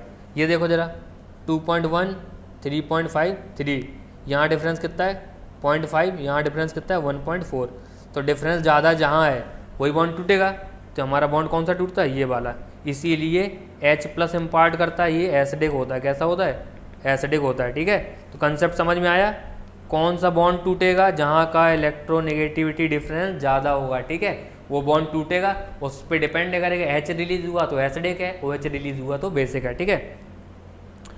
यार थक गया हूँ बहुत ज़्यादा, रात का 1 बज रहा है, ठीक है, बढ़िया लंबा लेक्चर हो गया, ठीक है। इसको पूरा कंप्लीट करना बेटा, आपके 3-4 लेक्चर से कम नहीं है किसी भी कोचिंग इंस्टीट्यूट से, ठीक है। अच्छे से पूरा 2-3 दिन लो, अच्छे से थोड़ा थोड़ा पार्ट कंप्लीट करो, नोट्स मेंटेन करो और इसको पर्टिकुलरली रिवाइज करते रहो, ठीक है। लास्ट स्लाइड है आपकी इस लेक्चर की, ठीक है। नॉमेनक्लेचर, EN का एप्लीकेशन है बेटा, ये EN का जो है एप्लीकेशन है, ठीक है, नॉमेनक्लेचर EN का एप्लीकेशन है। देखो मोर EN एटम को पीछे लिखते हैं, लेस EN एटम को आगे लिखते हैं, ठीक है। मोर EN एटम को पीछे लिखेंगे बेटा, क्लोरीन और ऑक्सीजन में मोर EN कौन है ऑक्सीजन, तो ऑक्सीजन को पीछे लिखेंगे, क्लोरीन को आगे, तो ये वाला पैटर्न गलत है। ICl में मोर इलेक्ट्रोनेगेटिव आयोडीन नहीं क्लोरीन है, तो ये वाला पैटर्न गलत है। OF2 में मोर इलेक्ट्रोनेगेटिव कौन है फ्लोरीन, तो फ्लोरीन को पीछे लिखेंगे, आयोडीन ऑक्सीजन को आगे, तो ये वाला तरीका गलत है। अब क्या मुझे आप लोग नाम बता सकते हो इनके, सोच सोच के देखो, Cl2O लिखा गया है, OF2 लिखा गया है, बिल्कुल लॉजिक समझ में आ रहा है। अब इसी की बेसिस पे इनके नाम भी डिफरेंट होते हैं। मैं इन दोनों के नाम बताता हूँ बेटा, इन दोनों के, इसका नाम आप लोग मुझे कमेंट सेक्शन में बताओगे, ठीक है, कमेंट सेक्शन में, कहाँ बताओगे कमेंट सेक्शन में बताओगे, आना चाहिए सबका कमेंट, ठीक है। यहाँ तक आ गए तो बेटा एक कमेंट ही लिख देना, मेरा भला हो जाएगा, ठीक है मेरा कोई भला नहीं हो जाएगा, आपका ही भला हो जाएगा, ठीक है, अगर आप इसका नाम लिख दोगे, ठीक है। Cl2O क्या है डाई क्लोरो बेटा, क्या है डाई क्लोरो ऑक्साइड, ठीक है, डाई क्लोरो ऑक्साइड। ICl क्या है आयोडो क्लोराइड, क्या है आयोडो क्लोराइड बेटा, या आयोडीन क्लोराइड, आयोडीन क्लोराइड, ठीक है। अब OF2 का नाम बता सकते हो क्या ऑक्सीजन डाई, ठीक है, कमेंट सेक्शन बताओ इसका नाम, फाइन। और थैंक यू फॉर वॉचिंग, यहाँ तक आ गए तो बेटा बहुत आगे जाओगे, ठीक है। इतना लंबा लेक्चर जनरली आजकल कोई देखता नहीं है, ठीक है। अगर आपने यहाँ तक देखा है तो बहुत ज़्यादा डेडिकेशन है और बहुत हाइट तक जाने वाले हो आप लोग बहुत जल्दी, ठीक है। ऑल द बेस्ट, पढ़ते रहिए, थैंक यू।